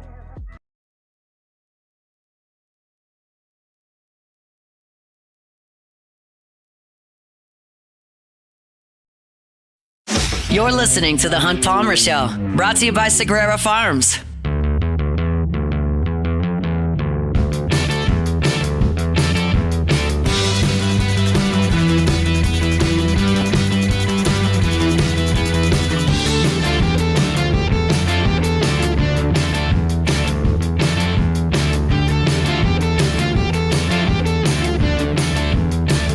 Swing Easy Golf Club. They're on Segan at Perkins. It's a pretty big golf weekend, right? Of course, you're going to be watching all weekend. You can play it. Not the real thing, but you can play it on the simulator at Swing Easy Golf Club. I've done it. It's a blast. You can play it from either tee box. You can hit your drives, those second shots, play the famed holes, card a score. So if you want to watch the golf tournament this weekend and play the course at the same time, you can do it at your individual bay at Swing Easy Golf Club. You turn on the television right there, fire up the simulator, bring some friends. They'll bring you a whole bucket full of ice, some cold beer, seltzers, and have yourself an afternoon. It's a great way to watch the golf tournament and incorporate some activity as well. Swing Easy Golf Club is on Segan at Perkins. They've got memberships that you can use corporate as well. Get a corporate membership, entertain clients there, go at lunch. It's a great, great place to hang out, great place to socialize, great place to entertain, great place to watch a tournament this week and hit some golf shots at one of the most famous courses in the world on the simulator. Swing Easy Golf Club. Find them online at swingeasygcbr.com.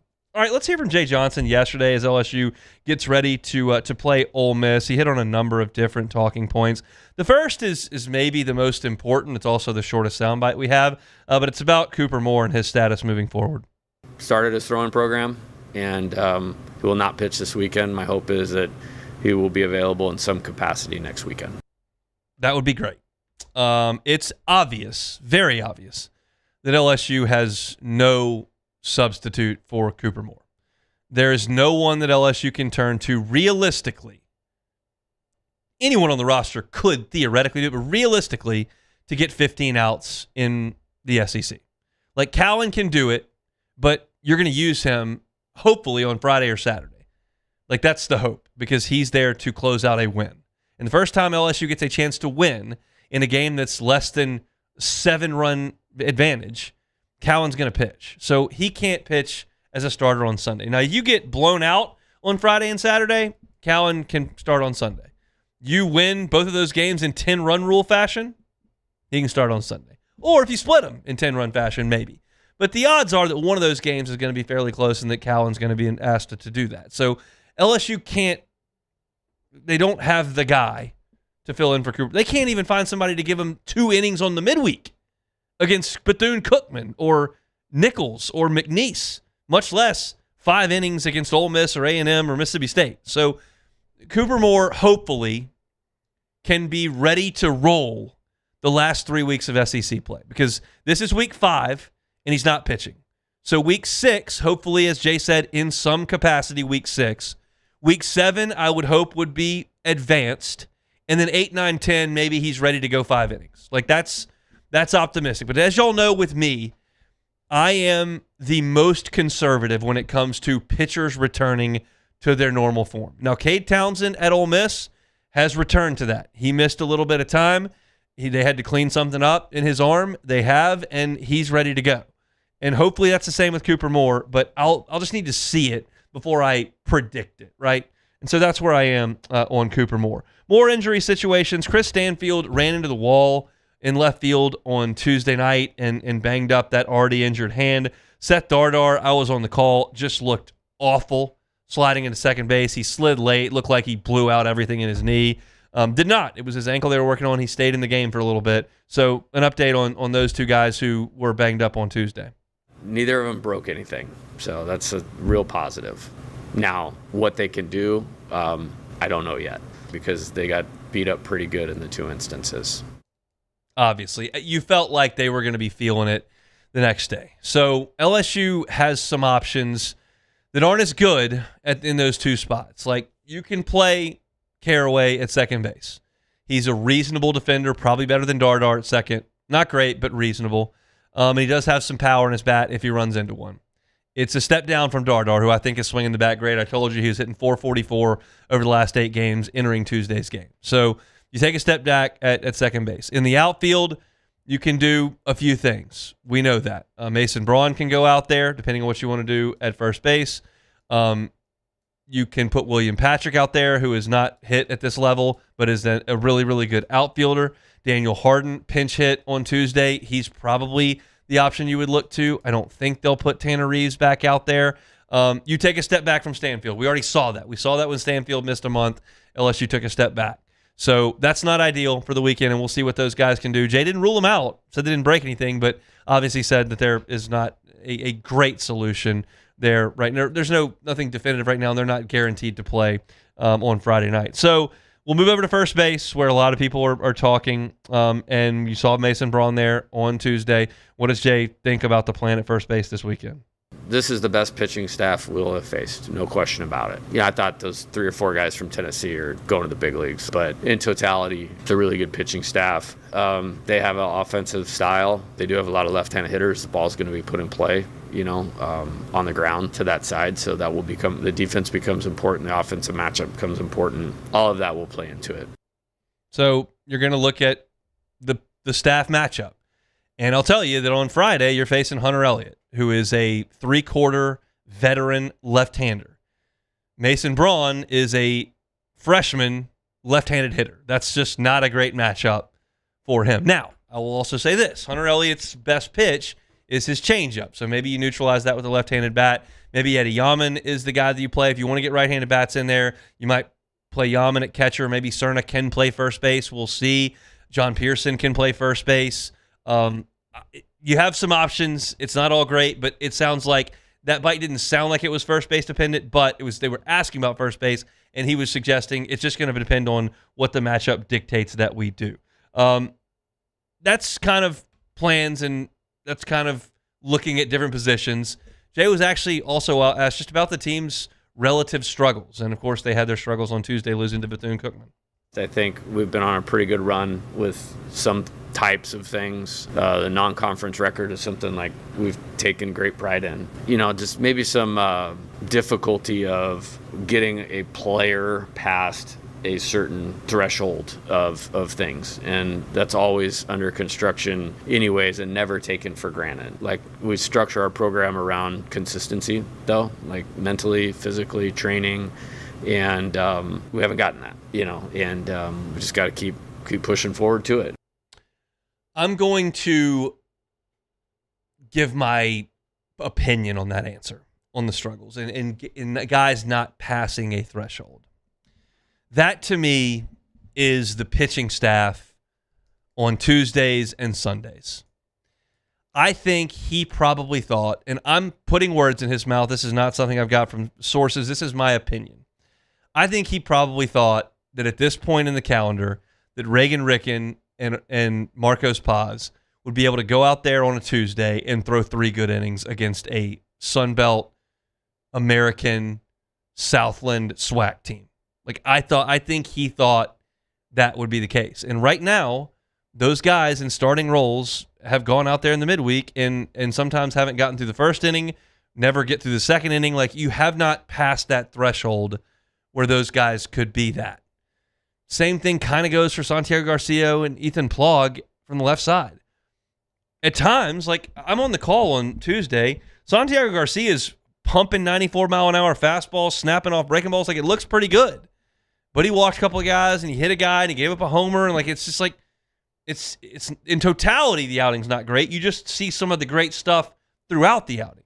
And Ricken's stuff looks like a starter. It looks good. Marcos Paz, 96-mile-an-hour fastball, hammer breaking ball, got out of the first inning in 5 pitches on Tuesday, but can't cross the threshold.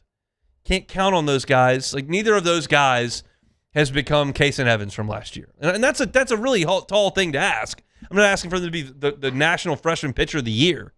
But, like, you get what I'm saying. They've just kind of become guys who are middling midweek guys for you. You just haven't crossed that threshold. And that's just something that, I mean, look at Omar Cerna is swinging the bat like a guy who's kind of crossed the threshold. And it's not to suggest that everyone is kind of stuck in neutral. But I think that there are some guys that he thought may perform a little bit better than what they have to this point.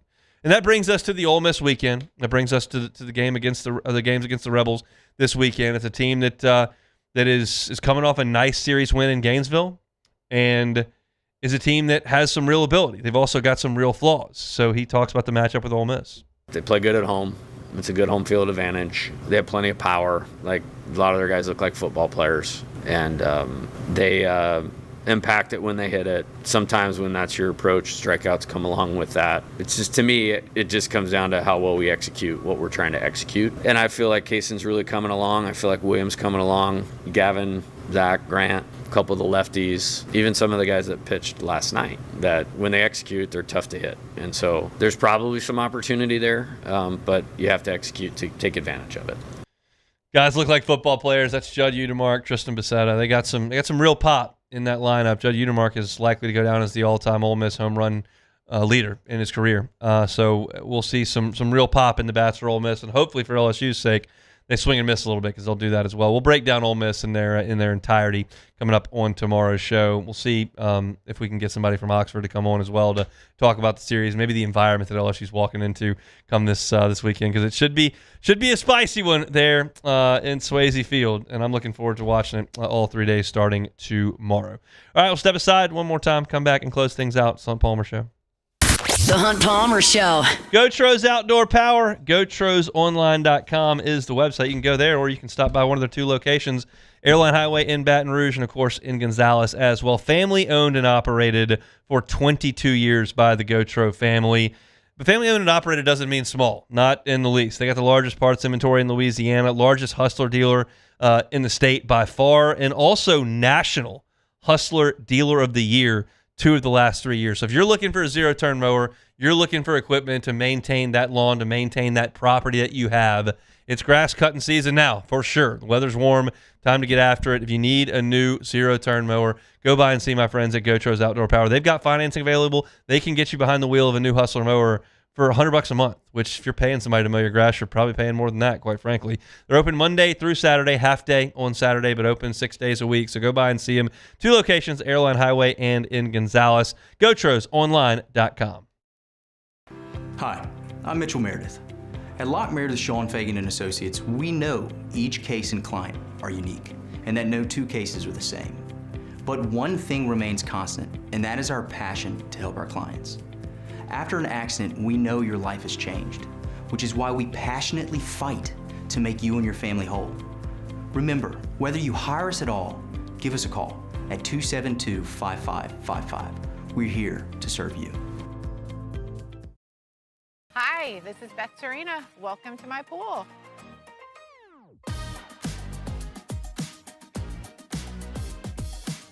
The first time I saw this beautiful pool, it exceeded every expectation that I had. They were able to get everything we wanted in this pool. It is a beautiful pool. We live out here, we eat out here, we watch TV out here. This is like our living room outside. We love this pool and everything about it. When we decided to build our pool, we called a great friend who is one of the best pool builders in the country in North Louisiana, and we said, who would you choose to build a pool in Baton Rouge?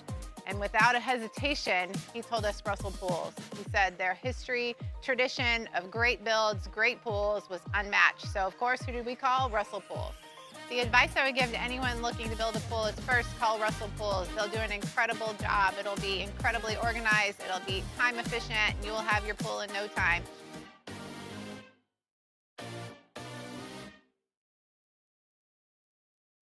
At Bayou Automotive, we believe in a sales process that puts you first. We want you to experience an easy purchase with clear pricing and great service. Let Bayou Ford and Bayou Chrysler Dodge Jeep Ram be your trusted partners in finding your perfect vehicle. The crew at Bayou Automotive is going to do right by you. Who bears the standard? Who sets the bar? It's not those satisfied by low-hanging fruit or by taking it easy.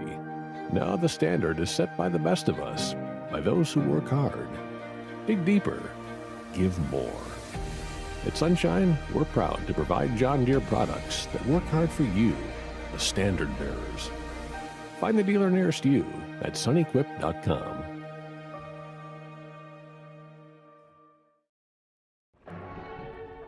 These are the luckiest ice cubes in the world. They could have been a thankless bed for an all-you-can-eat salad bar, but instead, they've been called upon to cradle and cool a crisp, refreshing Dos Equis.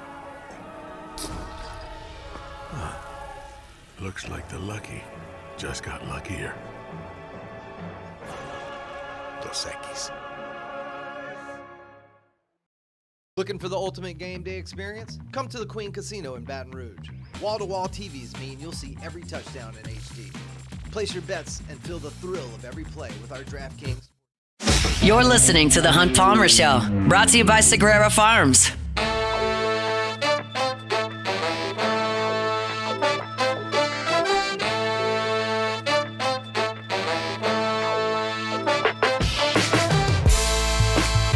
One more update from Augusta for you. Sam Burns in the clubhouse. Well, I shouldn't speak too soon. About 8 seconds ago, that statement was proven false. I was going to say he was in the clubhouse with the solo lead. That is not the case now. Sam Burns does have the lead. He is 5 under par. He has been joined in the clubhouse by Rory McIlroy. Both have carded a 67 in the opening round. The defending champion from Northern Ireland joins the Shreveport boy atop the leaderboard at 5 under par. Kurt Kitayama, Jason Day, and Patrick Reed all finished with their rounds at 3 under. They're joined there by Aaron Rye, Justin Rose, and Scotty Scheffler at 3 under. Some tough days out there for a couple of big names who posted some scores you did not really expect to see.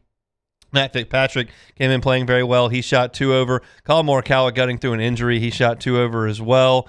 You saw Bubba Watson, by past champion, at 4 over, but he was joined there by Bryson DeChambeau, who a lot of folks thought would have a real shot to win. Doesn't appear that is very likely, as he's 9 shots off the pace after 18 holes, and I'm not too sad about it, quite frankly. So that's an update from Augusta National. Sam Burns and Rory McIlroy, pair of 67s, they lead the way at Augusta. I want to remind you about Sagrera Farms Premium Angus Beef. They bring you our Thursday shows. This is some of the best beef in the country, bar none.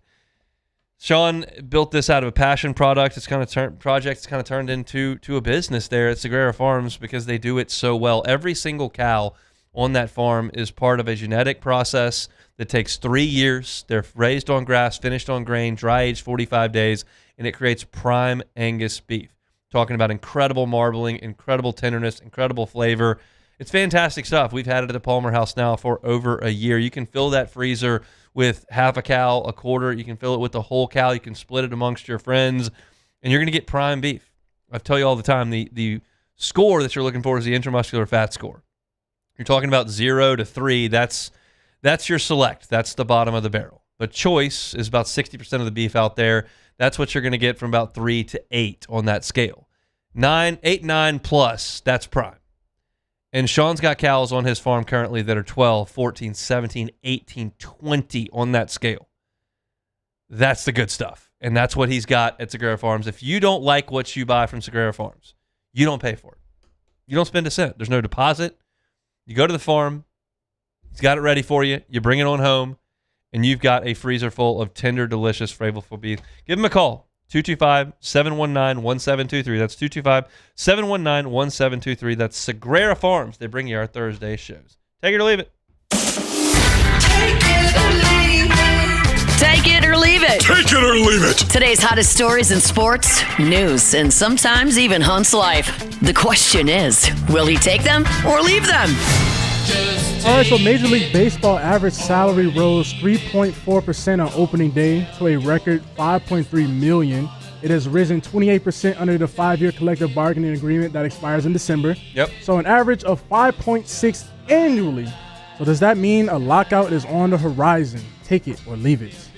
I'm taking it. The lockout's coming. It has little to do with the average salary. I wonder how they count Shohei's on that, considering he's deferred $300 million of it. Do they count him as a $1 million player or a $40 million player? Don't they have like 3 or 4 guys with that same type of contract? Deferring contracts. Can anybody else do that, or is just everybody can? But you just got to have people that want to do that. Do you want to defer most of your salary to 10 I don't. years from now? But if I'm Ohtani, I got the Japanese money coming in. I got the endorsements, the New Balance. Yeah, it helps. It helps a lot. The lockout's coming. I'm in a salty mood about the whole thing. Like, okay, what's going on? The Cubs ace is out for the year. Tommy John surgery. Already? Their old ace. He made 2 starts. Their old ace is still coming back from Tommy John. He's not there. Their number 2 starter, who was an all-star last year, is out right now. Their top hitter, Seiya Suzuki's out.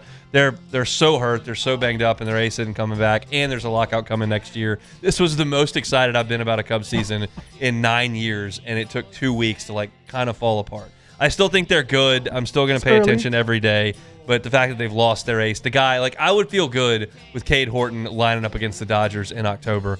He's not going to be there, and the rest of the guys aren't as good as him. So it's like you lose your best pitcher. It's tough to come back from that. Unless you're the Dodgers, you just have 4 of them. But I'm really bummed about the whole thing with Major League Baseball right now. It's a tough scene. And I'm kind of bummed about the way LSU baseball is playing. The Masters is my distraction this week. I'm locking it in. You need an escape. This is your escape. That's it. Okay, so Las Vegas Raiders owner Mark Davis, he's on the news again for having a couple former, I guess you could say, disgruntled employees. They spoke out. So the Athletics' Zach Kiefer, he spoke to multiple. I read that story. Oh, you read it? So they basically said he doesn't know what he's doing. Quote, in a way, he's great to work for because he lets you do your thing, one former employee told him, but he's nothing like his dad. He doesn't know anything about football. He's just like a fan. So is Mark Davis going to maybe change it around after hearing this? Take it or leave it. I'll leave it. He doesn't know how. He didn't do anything to earn the team. There's a very big difference between a successful business person climbing the ladder and buying a team and then a kid being handed the team. It's just different. Now, it can work. There's plenty of instances where the next generation has been off. They got to care. And look, if you don't know anything about sports, but you want to own the team, and you just got to get good people around you. You got to get good people around you. The problem is he doesn't do that either. So a lot of that story was about John Gruden being kind of fly by the seat of his pants guy, and Mike Mayock being hired from NFL Network as just kind of a yes man. And it's an in-depth kind of hit piece on the entire Raiders organization, which is a bummer. But Mark Davis is not qualified to run a football organization. He's qualified to have DNA from his dad. Yeah, you know what? I never understand the owner thing where it gets to a point where, let's say they have a really good GM that builds his team up, and then the owner wants to step in and take the credit. If I was the owner, I would rather be looked at as the guy that's, I'm smart enough to know that I'm going to delegate the power to everybody else. That's what I would do. Give me the suite. Make sure it's stocked. Thank you. Why does everybody want to be Jerry Jones? I don't understand. So Bryson DeChambeau told ESPN that he will play with a 5-iron that he fabricated himself with a 3D printer. So if Bryson wins the Masters, will this be the future of golf? Take it or leave it. Leave it. Nothing he does is the future of golf. He played terrible today. He's out of the tournament. He's out shots. Already? I mean, he's 9 shots off the pace. He's not gonna win. He's a clown. He tries to do things that are cutting edge, and then he tries to explain them, and he can't because he's a goofball. He tries to fake being smart. He's socially awkward. He's an extremely talented golfer, and I thought he had a real chance to win this week. He no longer does. But the whole act about how he knows more than everybody else is goofy, and I don't like it. So he's like the golf's Aaron Rodgers? No, there's no comp to Bryson DeChambeau. Okay. He's one of one. He is. All of his irons are the same length. He took the COVID time to like bulk up to be the beefiest golfer who ever lived. He's a weird guy. He's incredibly talented. He's won 2 major championships. Okay. But he's goofy, and every time he tries to do something that's like super cutting edge, I just laugh. All right, well, that's it for Take It or Leave It. He also designed an iron that was concave, convex, so that if you hit it on the toe, it's just a goofy thing. I don't know. He's like a Mad Hatter or something over here. He's weird. But he played terrible today, so hate to see that. John Rahm's playing terrible today. Hate to see that. Really love to see that, in fact. But I'll give you master updates tomorrow. May check in from Augusta as well. Get you caught up, get you ready for LSU and Ole Miss tomorrow. We'll have more LSU football. Preston Guy will join us. So excited for tomorrow's show on a Friday. If you missed any of today's show, catch it on demand wherever you find your sound. Talked about Verge Ausberry's comments on Matt's show yesterday and Jay Johnson's response to that on LouisianaSports.net, which you can read there. Talked a little LSU football. Talked some LSU baseball as well as some Saints. Catch it all on demand. Matt's going to drive you home next on AFR. We'll see you tomorrow for a Friday edition of The Hunt Palmer Show. The Hunt Palmer Show. Love wrapping things up, telling you about my friends at Marucci. Go by and take a tour at Marucci. Such a cool spot here in Baton Rouge. Such a gym in Baton Rouge. It's the official bat of Major League Baseball. How hard must it be to go from a backyard shed, just 3 guys trying to make a bat, to the official bat of Major League Baseball in 22 years? Well, if you'd like to learn that story, they'll tell it to you on the campus tour. If you'd like to learn and see where they make 1,200 bats every single day, they'll take you on that tour. Take your youth baseball team on that tour. Take your youth softball team on that tour. Take your family and go see that tour. Go by yourself. It's such a cool tour to take over at Marucci. You can get tickets at maruccisports.com/campus-tour. And I remind you every single day that a ticket to that tour comes with a 20% discount in the campus tour store as well as the Hitter's House. You can go in there and take some hacks, see where the big league bats are born. Of course, that's right here in Baton Rouge at Marucci. When it comes to choosing energy for your family and your home, make the smart choice with natural gas. You can count on efficient and affordable natural gas to keep you comfortable and reduce your environmental impact.